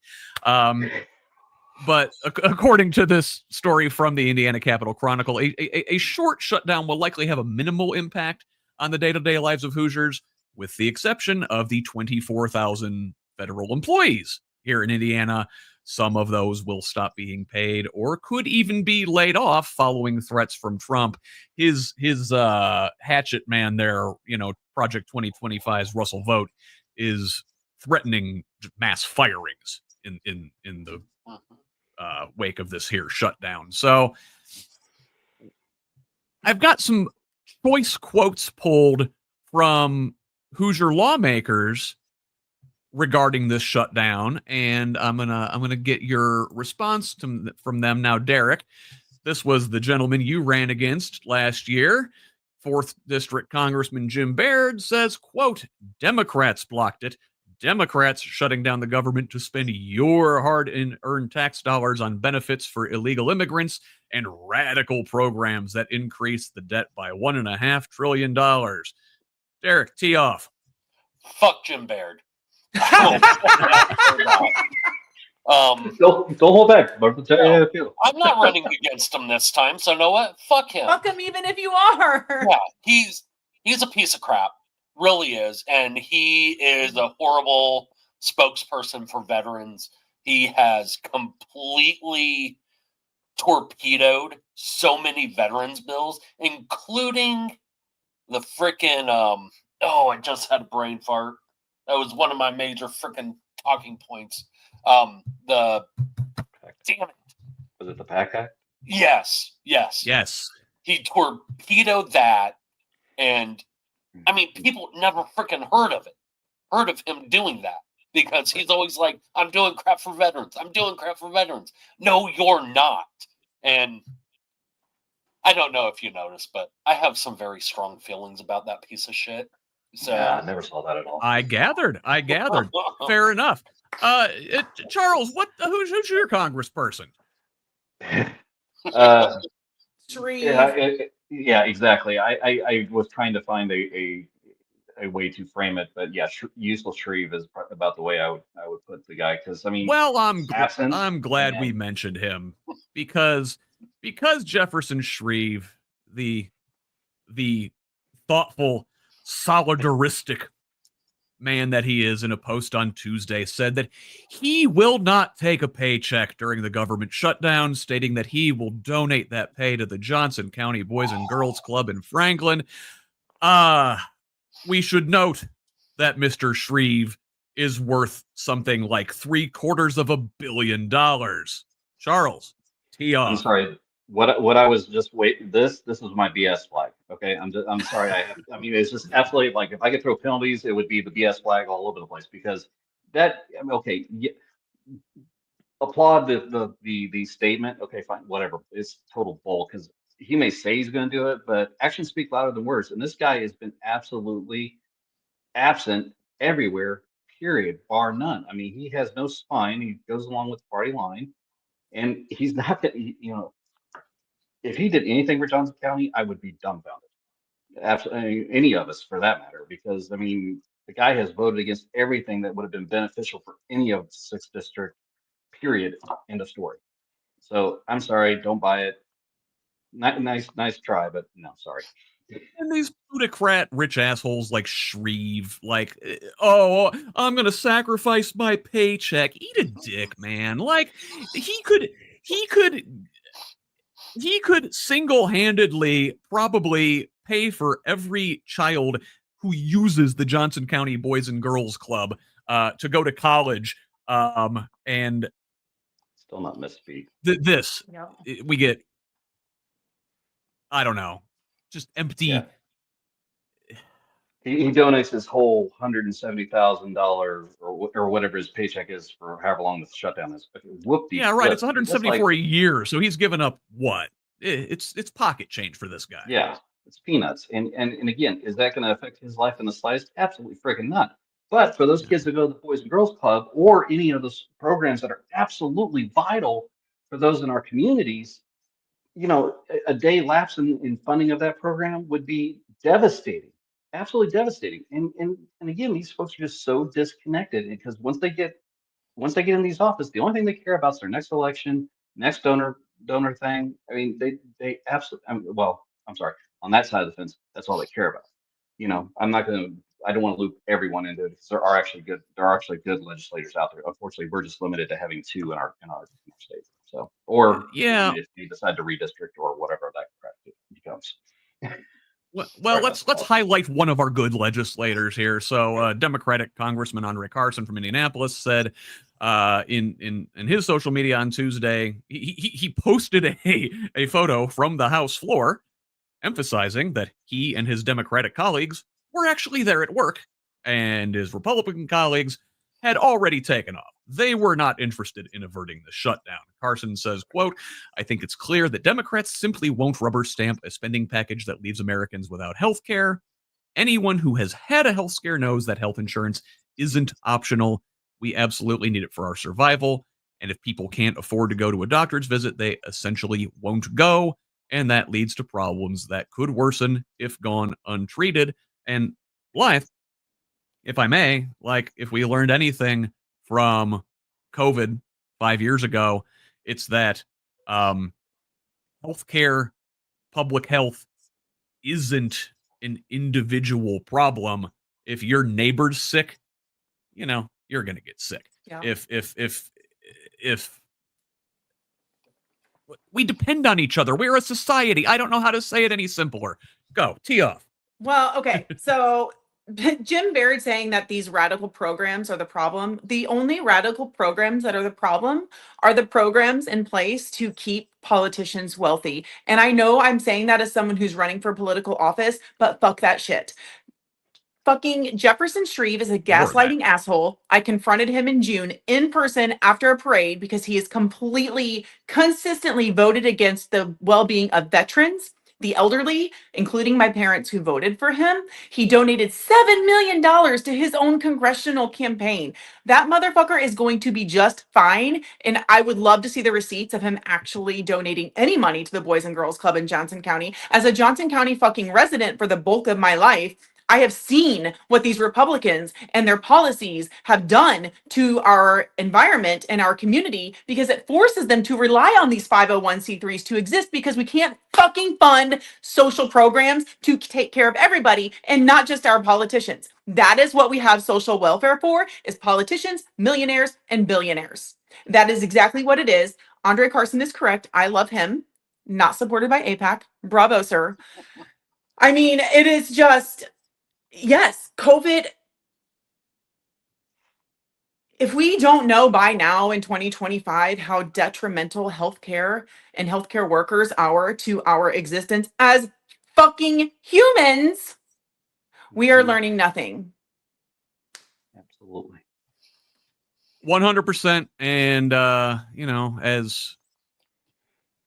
as feckless Democratic House Leader Hakeem Jeffries likes to quote occasionally, if you don't know, now you know.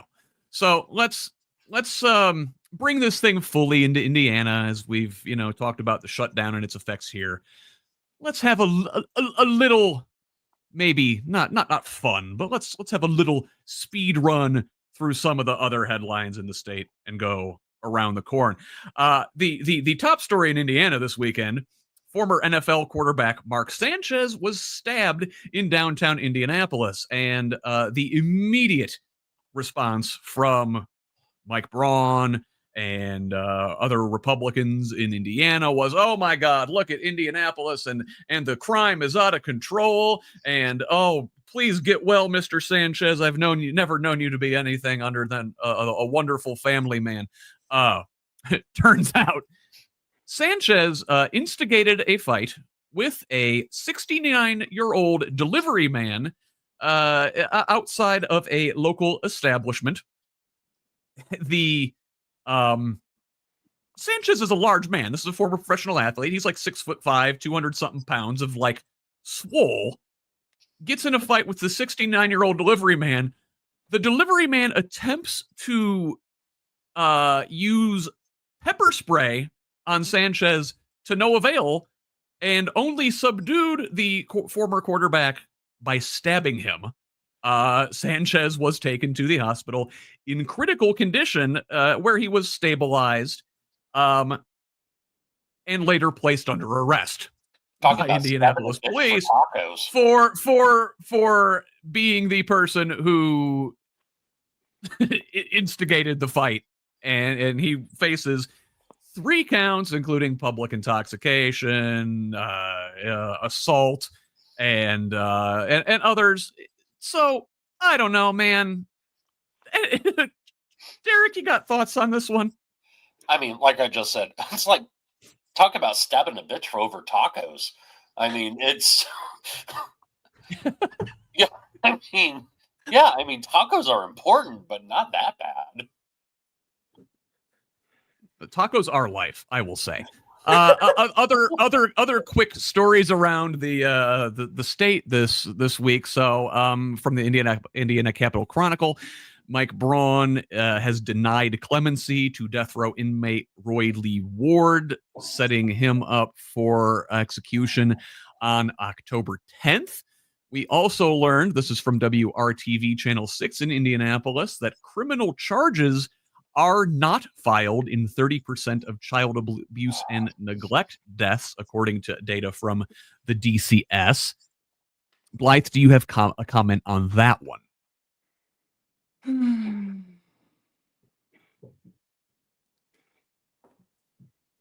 Yeah, I got nothing. You want to see my shocked face? Yes. Like, I understand. It's all about the children. It is all about the children. The Harmony Gist, the DCS Deputy Director of Strategic Solutions and Agency Transformation, emphasized that prosecutors have a higher burden of proof in domestic cases like this. She says it gets very gray. It's very difficult to prove things and to bring cases like this to trial. I disagree. We'll follow up on this further, but it is certainly concerning. I'd like to see the demographic of this 38%, because if it's white men being accused of that and not being charged versus the other population of people who might be females or people of color or other, I would like more information. Very, very interesting, observations, and I'm going to dig a little deeper into that. I think this is a very, very a high level article here. They didn't get into a lot of the details, but we'll check on that some more. Also this week, we talked. We're following the continual redistricting drama as Republicans are trying to force through that. One group has filed a public records request for comments for communications between the White House and Indiana Republicans. Meanwhile, many Hoosiers gathered at a town hall in Indianapolis on Monday night to share their thoughts on redistricting. Charles, would you like to share yours? I think, well, first off, the whole redistricting thing, it should not be a thing. I think gerrymandering should be eliminated entirely, full stop. I think we should do a universal reset, make it a level playing field for everybody, and make them compete on merit, or make them compete on the issues, on the policies, on who they are as a candidate. This thing of where the dear leader thinks he's entitled to have more people at his disposal to do his bidding. I mean, that's how kings and dictators and authoritarians and fascists go through things. So, and if you look at the statistics at the Hoosier populace, it is universally negative against this idea. I mean, it's like, I think in the 70s some odd last time I looked at this idea that people do not want this to happen. I mean, what's the point? I mean, you go through all the Mickey Mouse, you spend over 200, 300 grand to bring in a special session and to achieve what? One seat, maybe? I mean, it makes, again, why? If they're that scared to run on policy, that has to tell you something. And that's what this is. It's just indicating they're scared. Always been the plan, right? I mean, Republicans haven't had popular policy in decades and have relied on gimmicks like gerrymandering and voter suppression to keep themselves in power. It's gross. A couple other quick headlines I did just want to get on the record here. So ICE detainees are due to start arriving at the Miami Correctional Facility up there near Kokomo. Also, a court has ruled that Indiana can require biological sex on birth certificates, blocking updates for transgender Hoosiers. In local media, Indiana public media is seeing huge layoffs as program cuts from federal and the state government are leaving public media without funding. Indiana is one of the hardest hit states after only West Virginia, Alaska, New Mexico, and Montana. Only those states relied more on public money for their public broadcasting than Indiana did. Finally, in Morgan County, a data center project is advancing to the county commissioners for a vote despite major community pushback. Say, Derrick, you live in Morgan County. Yeah, and I was there. Yeah,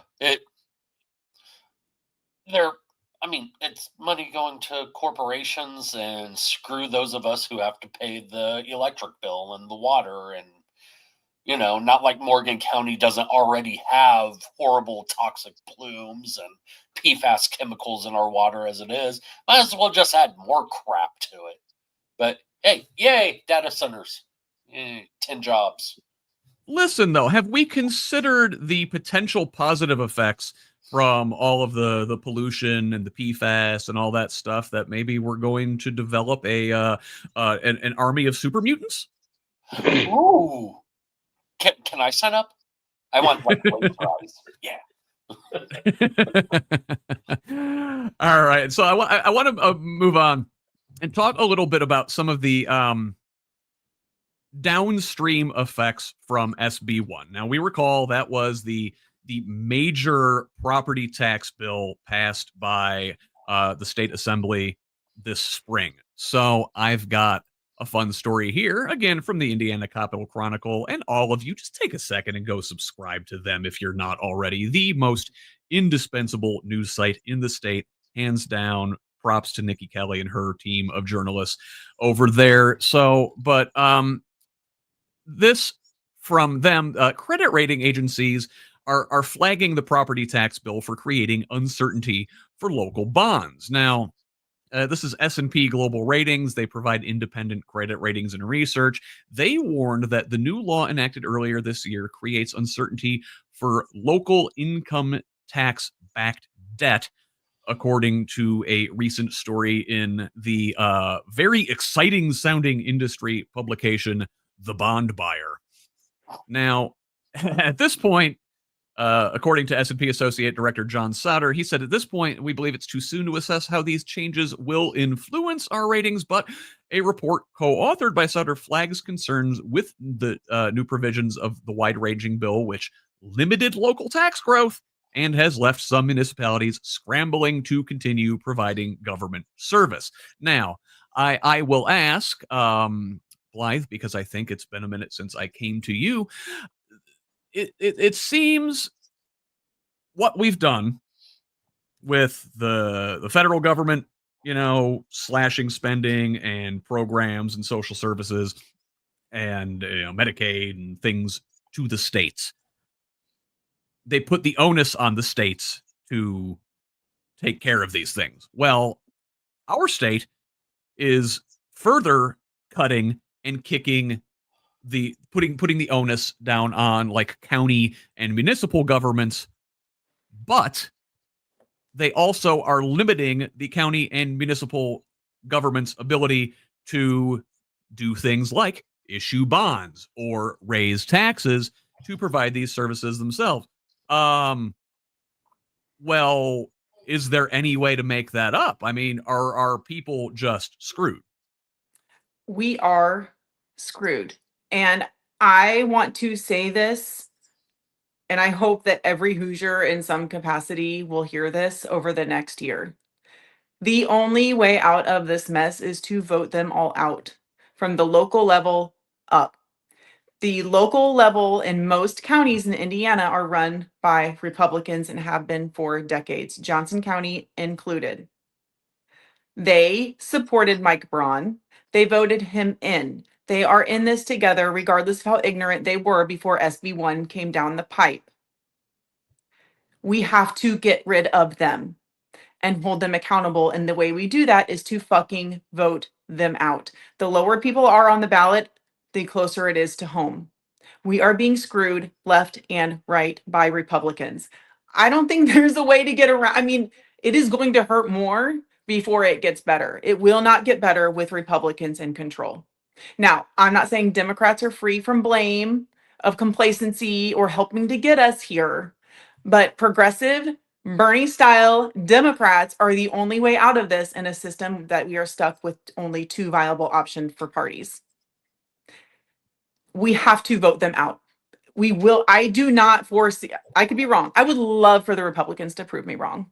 I would love them to give me the third finger emoji and be like, hey, Blythe, watch this. We're going to fucking fix this and do the right thing for once.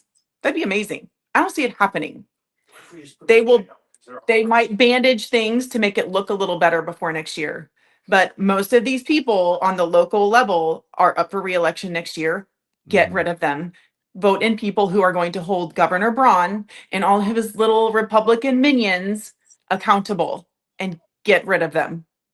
Yeah, and you made a nice point about the deception, because like so many of these cuts, I mean, we're talking about some of the cuts and we're seeing at the local level here, but a lot of this stuff at the federal level isn't going to kick in until after the midterms. So the On worst purpose. of it, yes, the worst. They Yeah, will you're not going blame to see us. the worst of it until after the election. Yeah. So I want to, Charles, I want to give this one to you and sort of point out the details, the point out an example of the actual effects of these cuts and what they mean for cities and towns. So just in Indianapolis, and I got a story here from Mirror Indy. So Indianapolis schools, libraries, and local governments are set to lose about $16 million in property tax revenue as the county's top health agency maneuvers to make up for steep state budget cuts. So what's happening here is for more than a decade, state lawmakers gave the municipal corporation $38 million a year to help cover the cost of providing medical care to low and income uninsured patients at Eskenazi Health. That's Indy's public hospital system. And in exchange, the amount of property taxes HHC could collect from Marion County residents was reduced by $35 million each year. But now that deal is over. The state support for Eskenazi Health was eliminated in the 2026 budget passed by the Republican supermajority. So now, listen, we still have to take care of these things. We still have to, have hospitals and provide public health.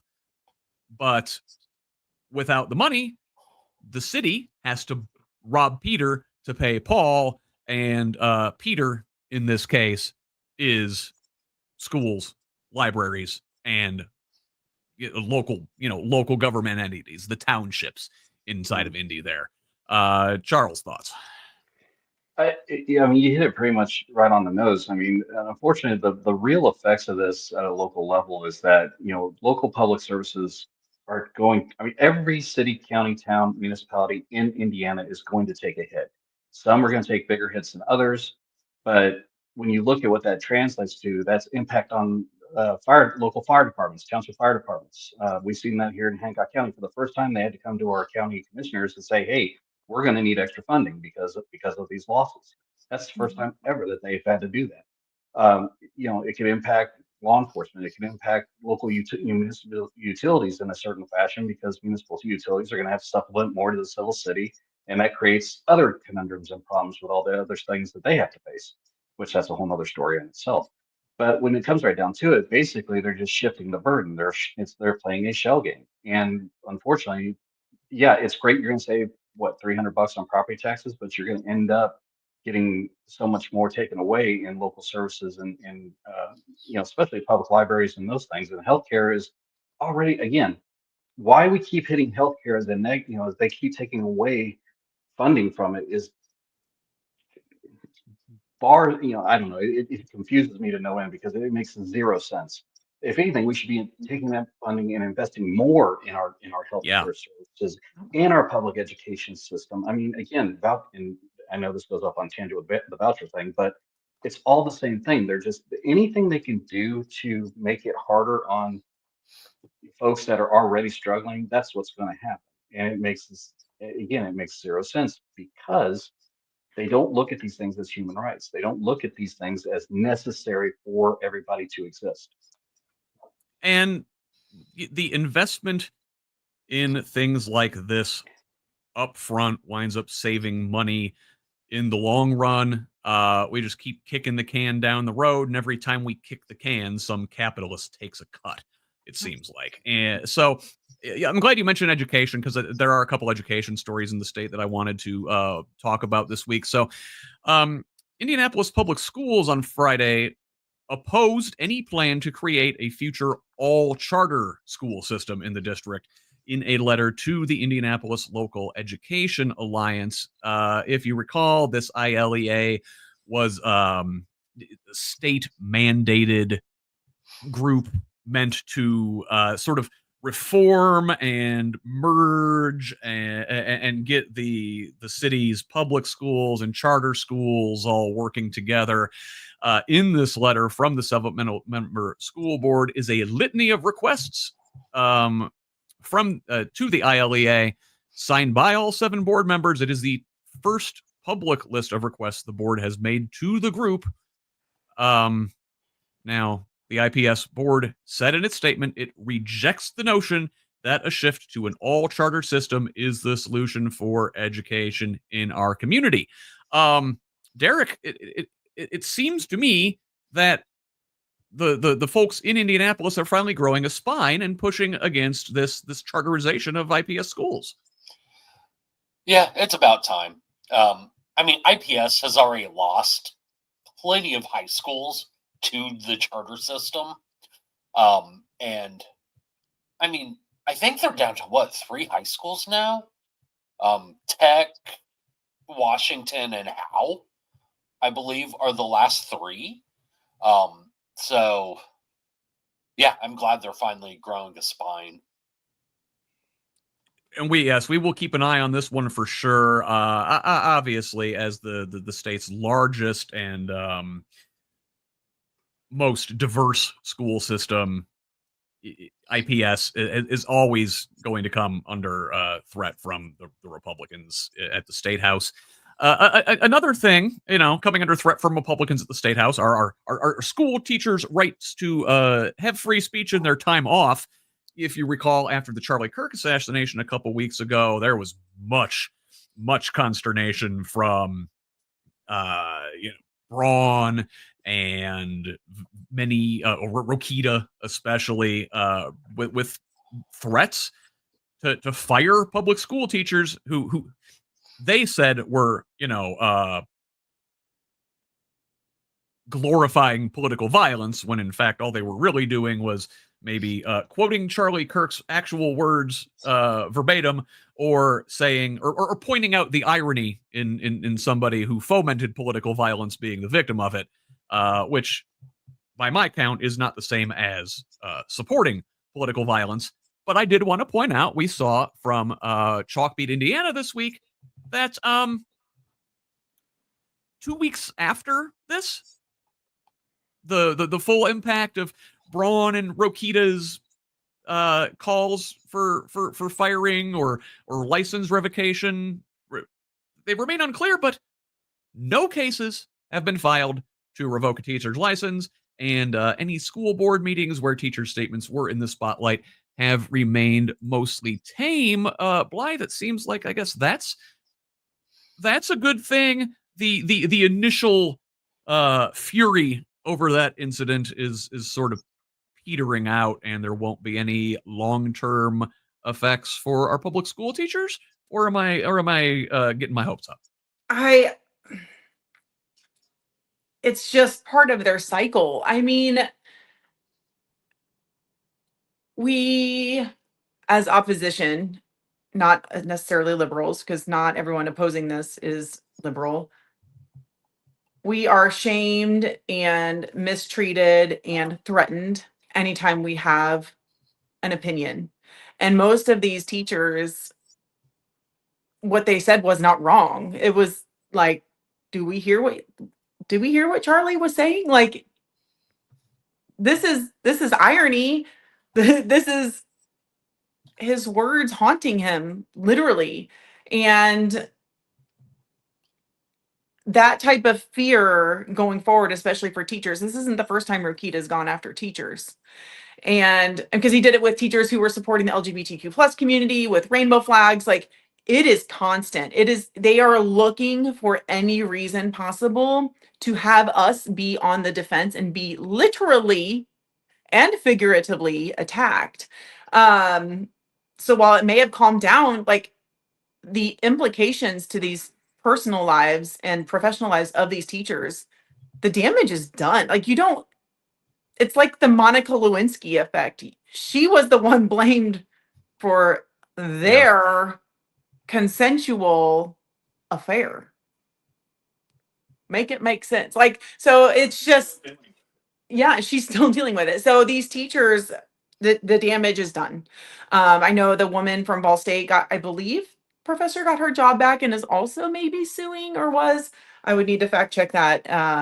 There's always so much news to She was remember. support staff. She wasn't a professor, but yeah, Oh, okay. that is ongoing. Yeah. Oh, and she was a social worker or something, right? Yeah, I can't something remember. like But in any event,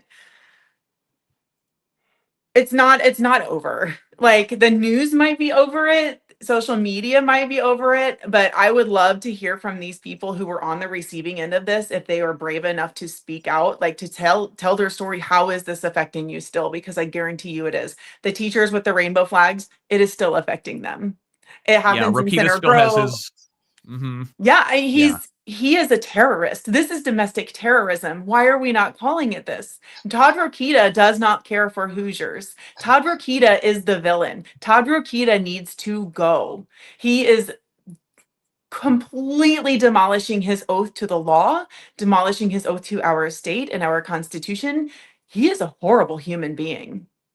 And anyone who Yeah. supports him, they are also horrible. Yeah, Todd Rokita is a radical far right ultra like Catholic extremist, and I urge our American Pope to excommunicate him. Not that he's listening to me. So Hey, you never know, man. It's worth trying. And I believe it's pronounced Da Pope. Da Pope.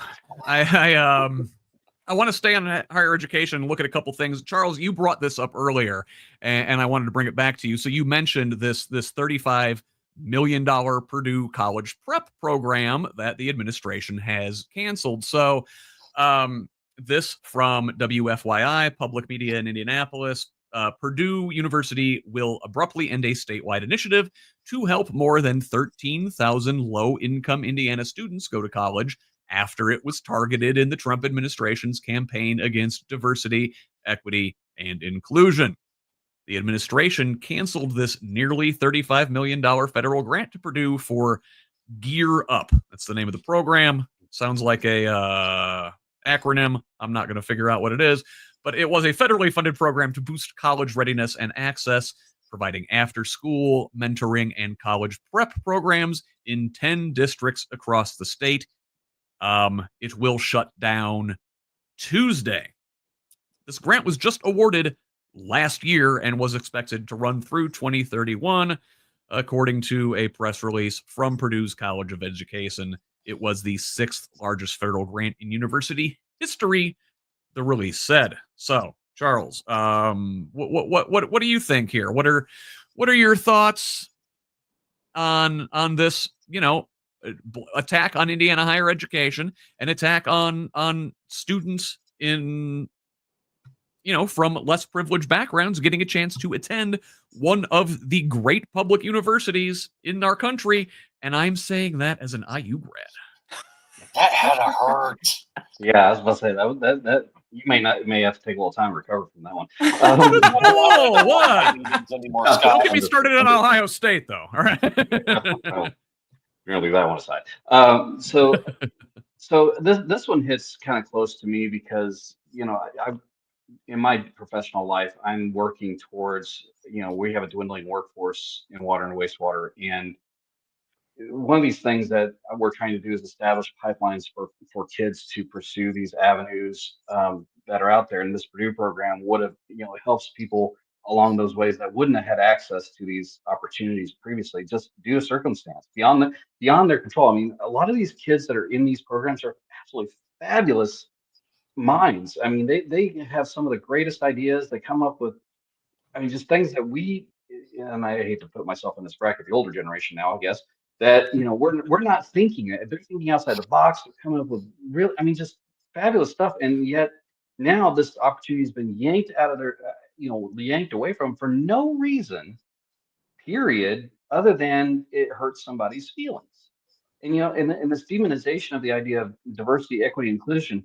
Let me tell you, as a veteran, absolutely, we are absolutely benefits of that program. Okay, each every physically challenged individual in our state absolutely benefit from that type of idea. ADA compliance. Sorry to tell you, that's DAI. Okay, and then what are you going to do? Start taking away ramps and elevators for people to get up and down and things.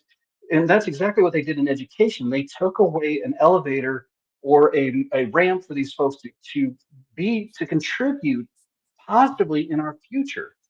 That's a good metaphor. Again, it just absolutely goes counterintuitive to everything we're supposed to stand for as a country. Because what do we say at the end of the Pledge of Allegiance? Justice or liberty and justice for all. Sorry, that don't apply if you don't happen to meet the requirements.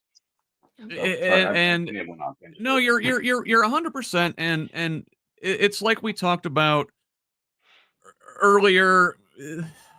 By failing to bring in diverse voices, we're really shooting ourselves in the foot. I mean, the thing is that, like, we don't know a lot of folks from privileged backgrounds. They don't know what they don't know. And when you give people with diverse backgrounds and points of view and opportunity, they're gonna look at problems that we've been unable to solve for generations through different lenses. And that's how we make progress as a society. This crap is just putting us backwards. It is just cementing the old white moneyed class in place further. And you know, Purdue, they're getting theirs, and they're not alone in Indiana. You know, IU, my alma mater, is also being harmed by these policies as well. We saw a couple stories this week on that end from Mirror Indy. They're researchers from the IU School of Medicine. They had submitted a grant to the NIH to study and treat childhood urinary tract inventions, which may be a precursor to one of the deadliest diseases in the state. Their project scored well in the competitive application process. Any other year, it would be a no-brainer. But again, it's 2025, and Donald Trump's administration has gutted the NIH, slashing the largest public funder of medical research in the world, including grants and projects that focus on the health of racial minorities, women, and LGBTQ people, and also pediatric cancer, which is another project at IU that has come under attack. So we got the one for the childhood urinary tract infections, and then another grant was canceled as well. This was from the Elon Musk Doge thing. You guys remember that? Mm-hmm. Weren't they supposed to save us a bunch of money? Yeah, it wound up costing more money than it saved. But what happens when you take a chainsaw? I use Comprehensive Cancer Center supports nearly 250 researchers conducting research on all phases of the cancer spectrum. In 2018, the center managed 380 clinical trials. In 2023, they received more than $243 million from the NIH. And, you know, by this year, all of that is under threat, you know.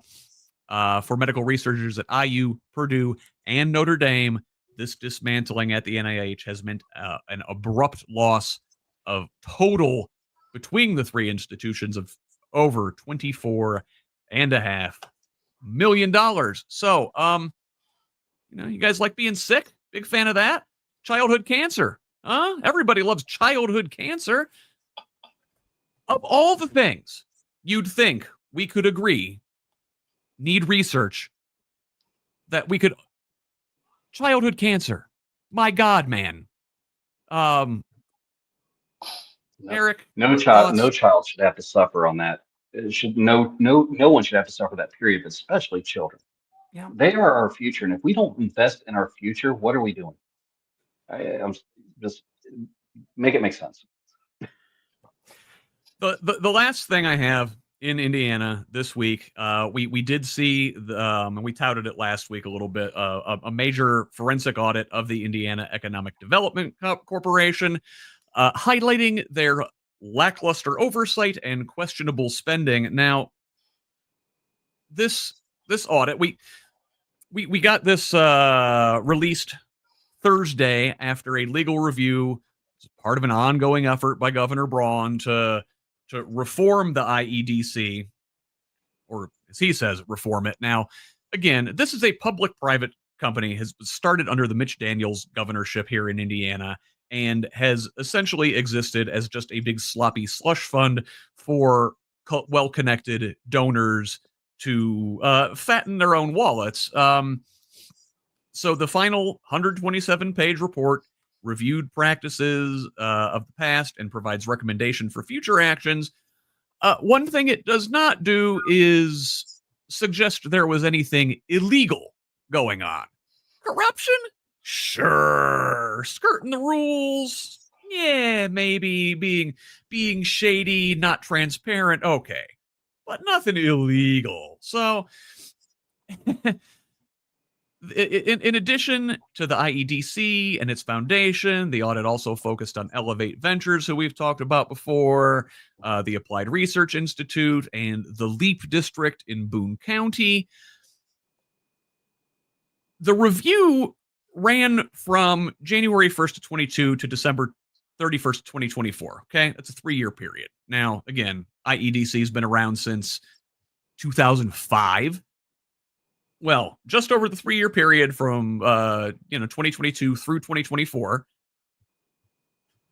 the review identified 107 entities that donated $6 million. 16 donors made up 78% of the total, including NIPSCO, Duke Energy, Centerpoint Energy, AES Indiana, Indiana Michigan Power, and Hoosier Energy, among others. So that is like all of the state's big electric utilities. Now, the identity of 8 others is still shielded by a state law that prohibits public agencies from requiring nonprofits to share their personal information. Here's the big stat that I want to take away from this. Of the 107 entities that made donations to the foundation, 46 of them were identified as having received $238 million in either direct payments or tax credits from the IEDC during the review period. And my question to you, Derrick, is if there's that much corruption, that much self-dealing in only that 3-year period, what the hell was happening between 2005 and 2022? Somebody got extremely freaking rich in that time. I mean, just 3 years, that much. Just go back 20 years. And I will point out, we know who the people who got very rich in that time were from a very important investigative piece from the Indianapolis Star last week, which detailed some folks nicknamed the Three Kings, former IEDC commissioner and others, who directed a ton of state money to themselves and their businesses. I will put that in the show notes again, which I recommend folks subscribe. So to Project Next, Indiana.com or at HoosLeft.us, you get the show notes either way. They serve as a pretty good newsletter of just what's going on in the state throughout the week.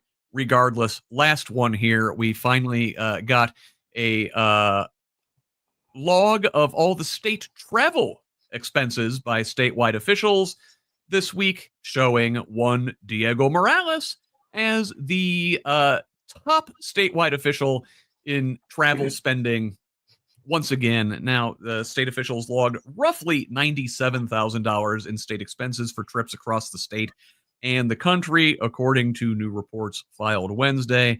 This includes Governor Braun, his cabinet secretaries, and all statewide office holders for the 2025 fiscal year, which ran from July 1st of 2024 to the end of June this year. So that does only account for the first 6 months of the Braun administration. A new state law mandates reporting of this every October 1st. Now, the legislature passed the bill on the heels of controversy when Secretary of State Diego Morales left the country for an international trip without disclosing who paid for his travel. Now, it turns out it wasn't paid for by the state. This was paid for by a conservative group. But again, Morales spends a lot of time gallivanting around the globe. State might not be paying for it, but we're paying for his time, and he's not using it on us.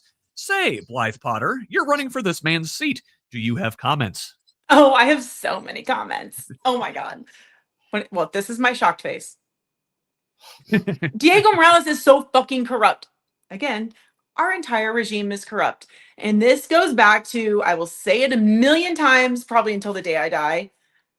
The people, us, who are the end users of policy and politicians are the ones that should be running the government, not the billionaires, not the millionaires, not the little Diegos who are stuck in the pockets of large corporations and car dealers.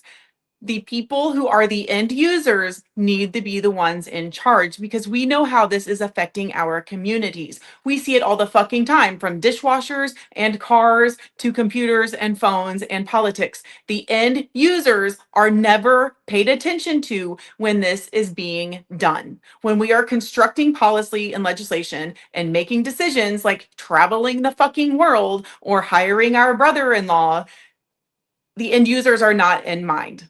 And that has to change. That is how we get rid of, not all, but the bulk of the corruption and bad policy and bad legislation. We have to vote these people out and not vote people in who are basically Republicans in drag. And going back to the auditor thing, there is an auditor spot open on the ballot next year. How great would it be to get a Democrat elected into the auditor's office and then they can go through and audit the fuck out of the Republicans? We've seen what a little this bit is of not auditing isolated. can uncover.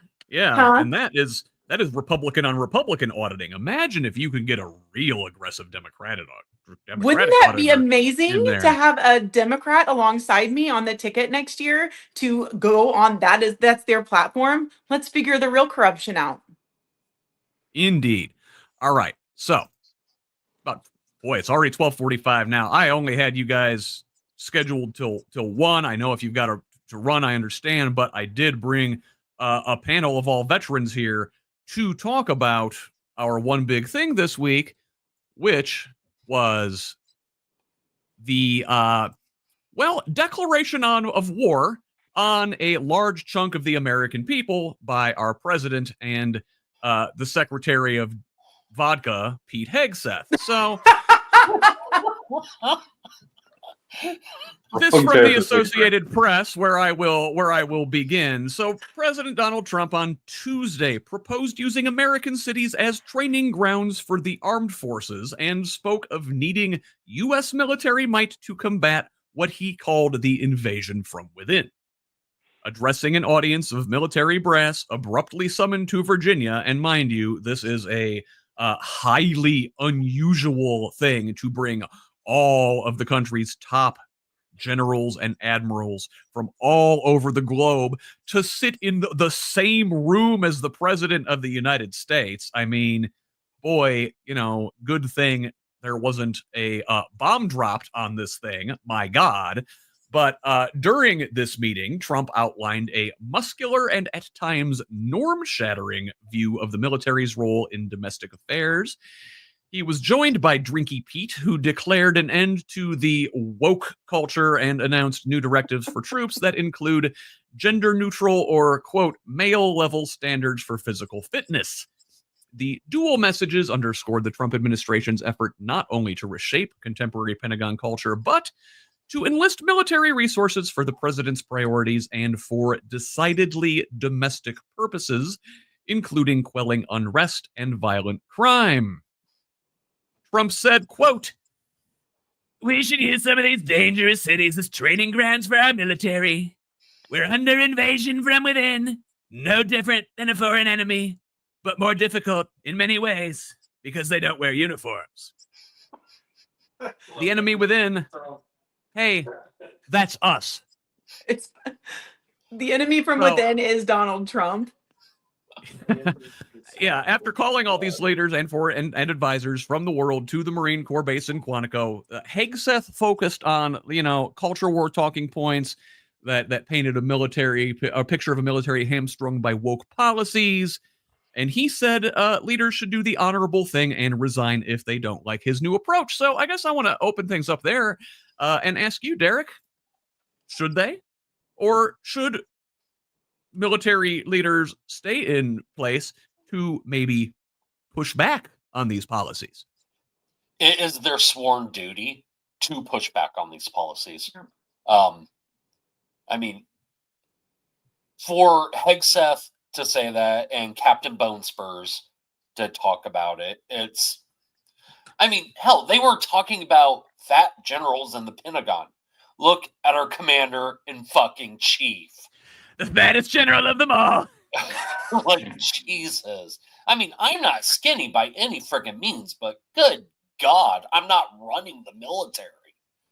So, well, no one in this administration is actually running the military or anything else into the ground. Yeah.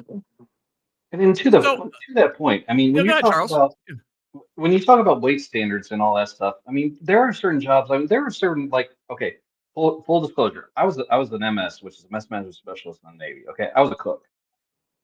Now, one thing I've always learned in that industry: don't trust the skinny cook. Okay, there's something wrong in that picture. Okay, but you still have to adhere to the military. You still have to adhere to whatever the physical standards are. Now, grant you, for my height, I was supposed to be 185 pounds.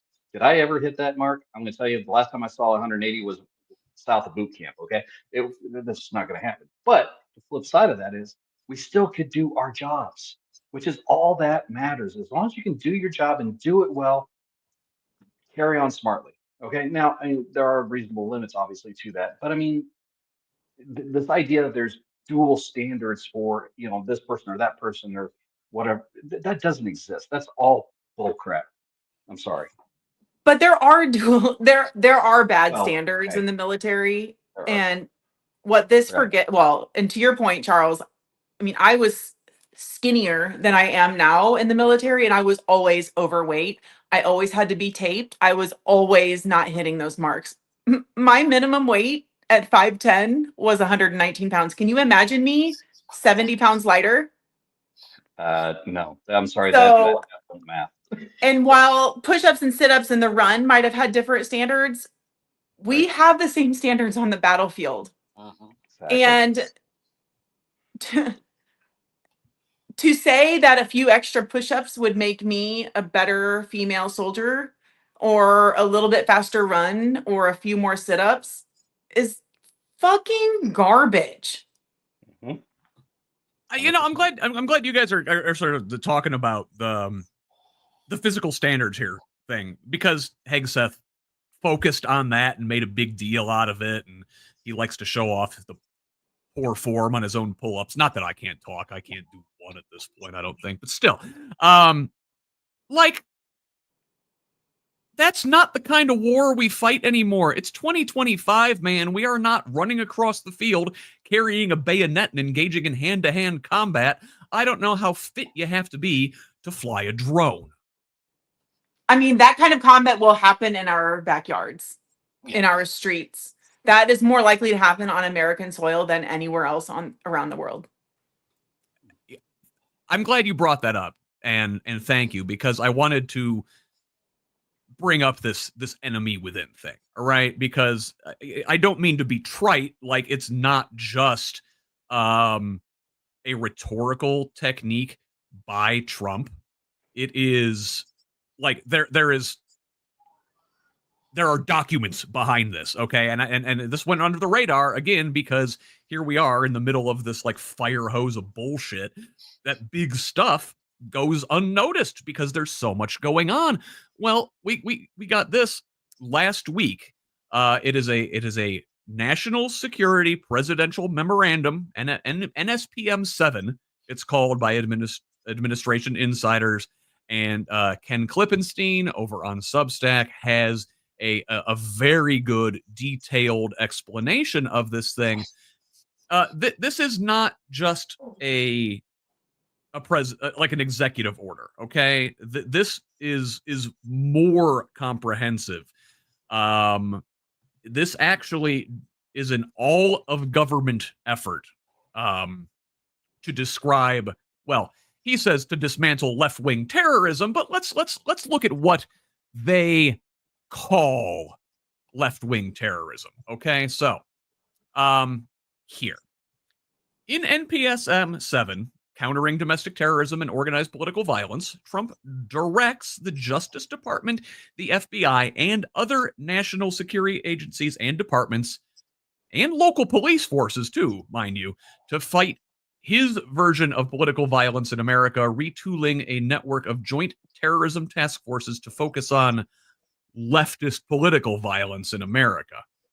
This vast counterterrorism army, made up of federal, state, and local agents, would, as Trump aide Stephen Miller said, form the central hub of that effort. And SPM 7 directs a new national strategy to disrupt any individual or groups that foment political violence, including, and this is a key phrase, before they result in violent political acts. So, in other words, like the movie Minority Report, they're targeting pre-crime. The administration isn't only targeting organizations or groups, but even individuals and entities whom NSPM 7 says can be identified by any of the following indicators of violence: anti-Americanism, anti-capitalism, anti-Christianity, support for the overthrow of the United States government, extremism on migration, extremism on race, extremism on gender, hostility toward those who hold traditional American views on family, religion, or morality. And it shouldn't be necessary for me to tell you that the Trump administration has a very expansive definition of what things like anti-Americanism, anti-Christianity, and, extremism on gender and race mean. I'm wearing the shirt, but I'm not joking. I'm pretty sure they're describing me to a T. Oh, it's describing all of us. But if you want to take it literally, it is describing them. They are anti-American. They are anti-Christian. They're pro-capitalism, but it's toxic capitalism. They are anti-conscious capitalism. They are the enemy. They are the terrorists. Exactly. And so what you see here is now we have official government direction from the administration to target domestic enemies. Yeah. And now, as I understand, that is not what the United States Armed Forces are for. The United States Armed Forces are for fighting enemies abroad. Do I understand that correctly, Charles? Is there any appropriate use for active duty American troops against the enemy within? In this context, absolutely not. The United States military was never intended to fight against our own people. And you go back and you look at Posse Comitatus Act, you look at grab him by the Posse Comitatus. Right. And, and this is where, again, if there was if you roll it back in history to this, the Civil War period, okay, that was one thing. But since that point, no. And that point doesn't exist. The physicality of war on the domestic front does not exist. Only in their delusional mindset does this even predominate itself. So at no point should the United States military ever be used against Americans, full stop, period. Now, National Guard troops, they're kind of stuck in this weird halfway between because they have to deal with domestic, with the, good God, talk about brain parts. Well, they are used for domestic things like natural disasters. Thank you. That's where I was trying to get to. Actual, literal, violent scenarios. Riots. But they can be used. I mean, look, what we're seeing, Trump is deploying National Guard troops, like full circle, like we talked about at the beginning of the show, Chicago and Portland, just like they've done in Los Angeles and Memphis and other places until now. You are allowed to deploy National Guard troops to quell unrest, like I believe in 1992 during the LA riots was the last time the Insurrection Act was invoked. Now we can argue about whether that constitutes an insurrection under any means, but situations like that do call for deployment of the Guard for a very limited set of purposes. Yes. But that should be peacekeeping. This is not, here's what a deployment is. And I don't agree with us having been in Iraq, but here's a deployment. A deployment is you get orders, you have time to prepare. You have time to prepare your will, you have time to prepare your family, your childcare, your job. That is how a deployment works with Guard and reserves, typically. Now, in an emergency, not necessarily, but there's training that leads up to that. Training that leads up to hurricane relief, tornado relief, disaster relief. There is training for that. There is not training for this. There is no deployment for this. There is no deployment where you are taking your soldiers, your troops, and saying, okay, they're peacefully protesting, go fucking get them. There is not deployment and preparation for this. We are not trained for that. As a military police soldier, California, right, Blythe? Yeah, like, they were just called up, sent into this. Like they basically had nowhere to stay. Yes, this is National Guard. This is reserves. These are people who actually have like day jobs, and most of them aren't trained like me to have used riot gear as military police. Most of them, this is a sentence. This is trauma. This is they are, as always, using military and veterans as pawns. These are our pawns that they are putting in place and making us, our sisters and brothers in arms who are currently serving, they are using us as pawns. They are using us for really ill-intended results. And there is a very key distinction between military law enforcement and civilian law enforcement. Yes. It's two distinctly different ballgames. And civilian law enforcement has roots in slavery, and it should not be treated in this capacity. Military and civilian law enforcement should be peacekeeping, keeping people safe. Yeah, this is one of those things. I think this came up a lot in 2020 during the George Floyd protests and just the protests in general against police brutality. Is that military police, our soldiers, there are rules of engagement, right? There are certain steps you're supposed to go through before you actually point a weapon or deploy a weapon. Whereas police in this country are held, it seems, to a lesser standard against our own civilian populations. The people who pay their salaries.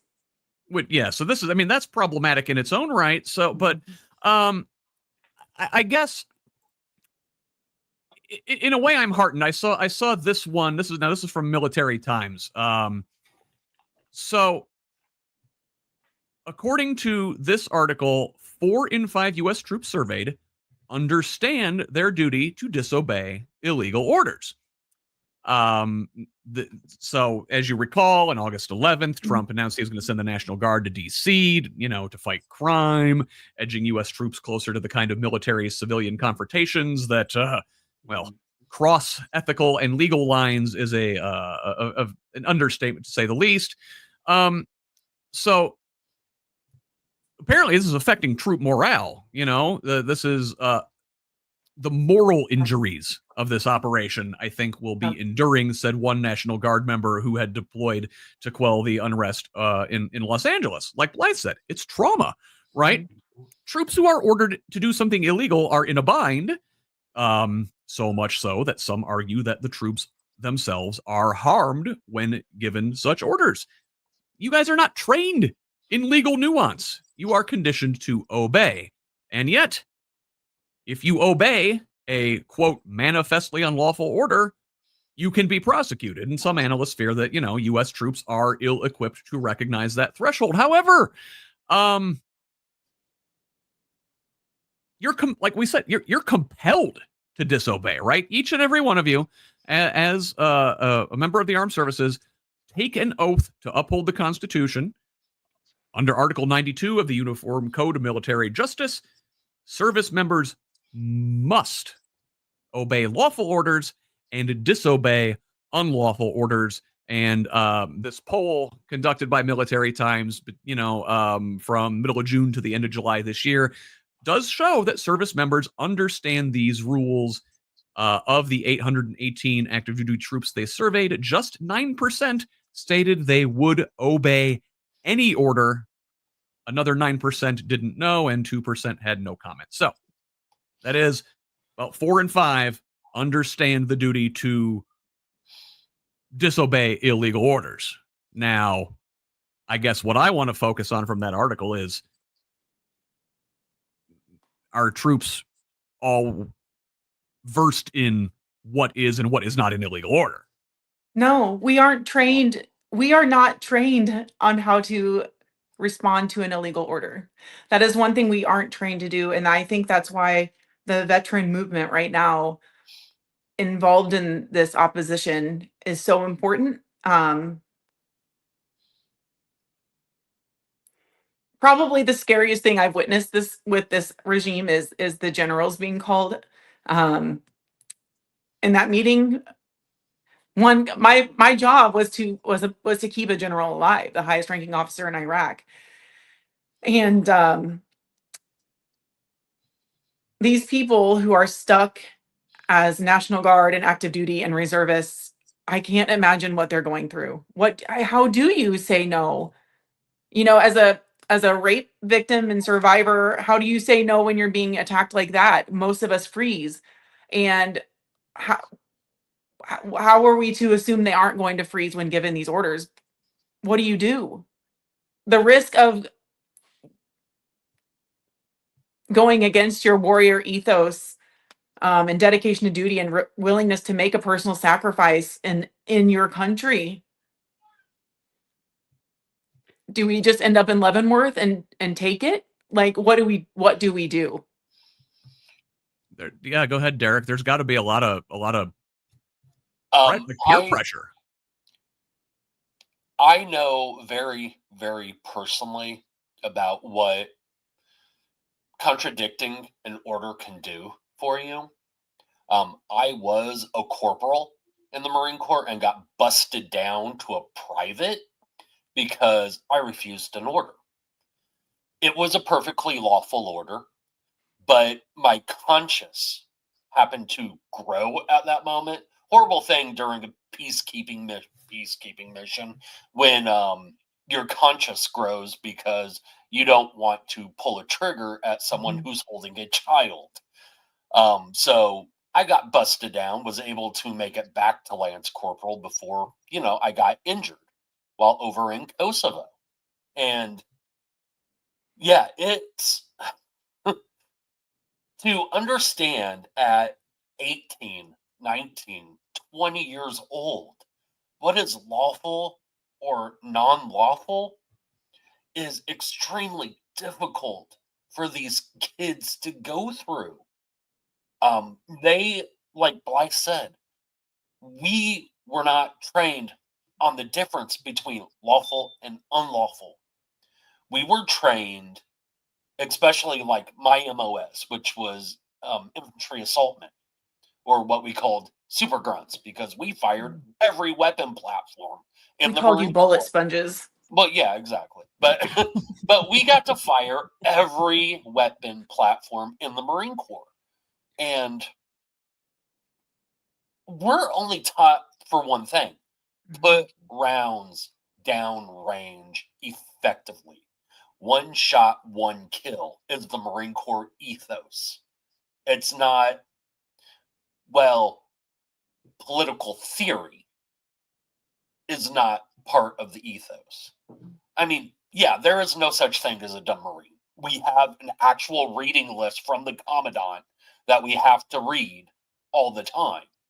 We're not stupid. It's just seen that we are because we're America's bulldogs. But we're not taught the minutia of what is legal and what is not. We are trained to comply. I mean, you are broken down, and I don't know how it is in Army or Navy basics, but you are stripped from your individual self completely ripped apart psychologically and at times physically.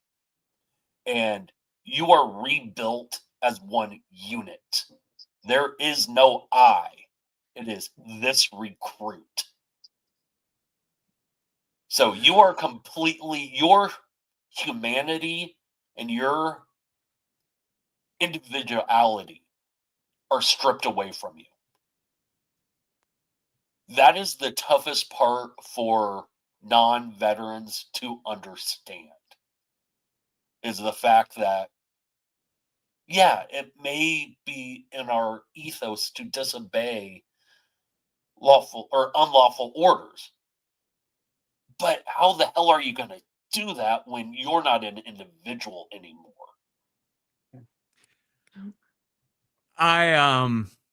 If anything, Derek, I was heartened in a way by how stoic and disinterested that audience of generals and admirals seemed to be in Hegseth's pep talk or Trump's insane rant. And so I want to ask you, Blythe, you spent a lot of time, around a general in Iraq, and these are the folks who are well versed in the ins and outs of what is a legal or illegal order, and they've got the uniform code of military justice, memorized back and forth, those guys. So I guess put me inside their head as they're listening to this, since you spent a lot of time around folks like that. Well, this is what I would like for it to be at the forefront of their psyche or their head or their thought process. Before you make a decision, you worry about the collateral damage. If I pull this trigger, or if I tell someone to pull this trigger, who is it harming? Is it just harming the receiving end of said bullet? Is it harming a family, a village, a military, a country, a state? Is it how does this make us look as a country or as a unit? And we are only as strong as our weakest link. So this is an SOS. This is a save our souls, save our state, save our sanity, save our souls, schools, save our future, save us. Please remember that we are only as strong as our weakest link. And you, the generals, need to be aware that the weakest link right now are those of us who are fighting for the right thing. And we need to be heard. We need to be listened to. We need to be in the forefront. And it will require great sacrifice from those generals. It will likely get them fired. It will likely get them ostracized. It will, the peer pressure in the military is unreal. Not just from your literal peers, but from your subordinates and your higher ups. And not many generals were prior enlisted. I think all three of us were enlisted, so we worked for a living, which is a dig to general or to officers. Don't call me sir. I work for my money. Yes. Yes. So I'm hoping it's like what we say with the end users. Like, we need them to hear us and understand what it is to be in our position. Maybe that means they need to listen to this podcast or have a conversation with us or check their inbox, because I've sent many of them messages. Please help. What are we doing? I'm scared.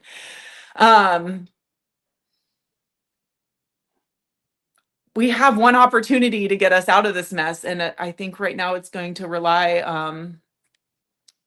on the people who are in that room to do something radically different. And I don't know what that I'm looks glad like.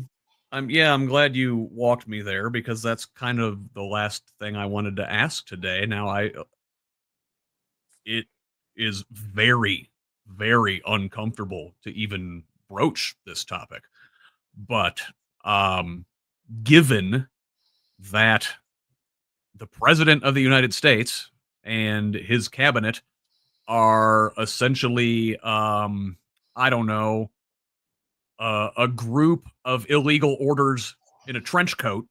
Yeah. Should the American people, and some are, I've seen it talk online, should we be low key hoping for a military coup? I would Charles? say I would toss it I have a two-part thought on this. My first part of it is that Blythe is right. These folks need to be thinking about what is right and again upholding their oath to the Constitution. But I don't think it's just incumbent on the generals or the higher ups. I think it's also incumbent on the senior enlisted, and I think it's also because the senior enlisted, if you get the E5s and higher engaged with their chain of command, I guarantee something will start moving forward. But again, it does take that conversation to start forward. But the concept of a military coup in the traditional sense, I would be hard pressed to feel that that would happen unless unless like the world uh, health is on the brink of it. I do think they could lead by example by showing this is how we are going to do. I mean, yes, there are some things that can be tweaked and peaked. There always is, but the fundamental of our military is to uphold its constitutional oath. That has to be first and foremost above anything else. And the thought too is these orders, as they've been quote unquote issued, they're from the quote unquote Department of War, which does not exist. So they can hang their hat on that because only Congress can change the Department of Defense to the Department of War or anything else for that matter. It is not something that the president has the ability to rebrand. That's not a thing. You know, it's a hey, I want you guys to think about doing this, but Congress can tell them that, dude, pound sand. That is the beauty of the separations of powers and how our republic is set up. But on the other side of that, and I think the generals can take that and say, yeah, okay, we'll kind of listen, but we're kind of gonna do it in a we'll go in a direction that we can make some things make sense, but not the insane parts of it. So I think as the term coup is traditionally identified, no, but I think there are different ways to lead resistance and to show leadership in other ways by example. And I think our military can really help us do that. Derrick, what do you I mean, think? I'm being optimistic, but Um, yeah, I don't think military will try to overthrow the government. It's just not within the ethos of the military to do that. I mean, they can resist, but there are ways for us to right the ship. It will take time to right the ship. We will get there. If we don't, then it won't matter anymore because we won't be a country anymore because we'll have ripped ourselves apart. And to answer a comment that I saw online, by the way, purple is the best flavor of crayon. It is the best flavor. Do purple crayons taste like purple Kool-Aid? Do they taste like that fake grape flavor? Yeah, purple drink. Yeah, Purple drink. the debate, yeah, purple the debate just got ended right there. No, I'm glad we can still laugh. You Blythe, have I want to to laugh. give you the last question though, because again, you spent time around generals. You kind of maybe can help us get inside their head. Will our general and admiral class refuse Trump's illegal orders? Will they refuse to occupy the streets of America? I hope so. This is so scary. I don't always. I'm losing optimism in other people's actions. So I hope I am proved wrong, but I don't. I think the it's us, the people, the veterans, the civilians, who are going to have to figure out a way to make it better. And I hope it's not a coup. I don't want to be involved. That's terrifying. It's terrifying I don't want to bear witness to it. I don't want to be involved with it. I want nothing to do with it. I want our elected officials and our military personnel to fucking do the right thing.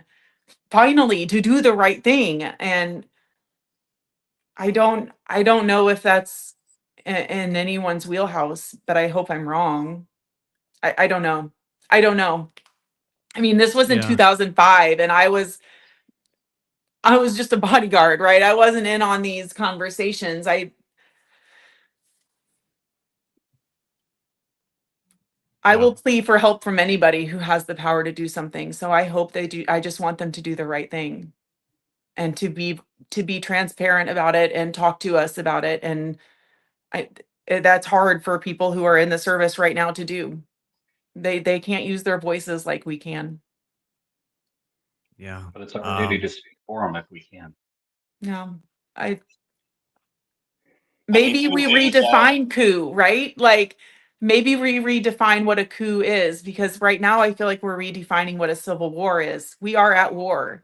We have been at a civil war well, did it really ever end?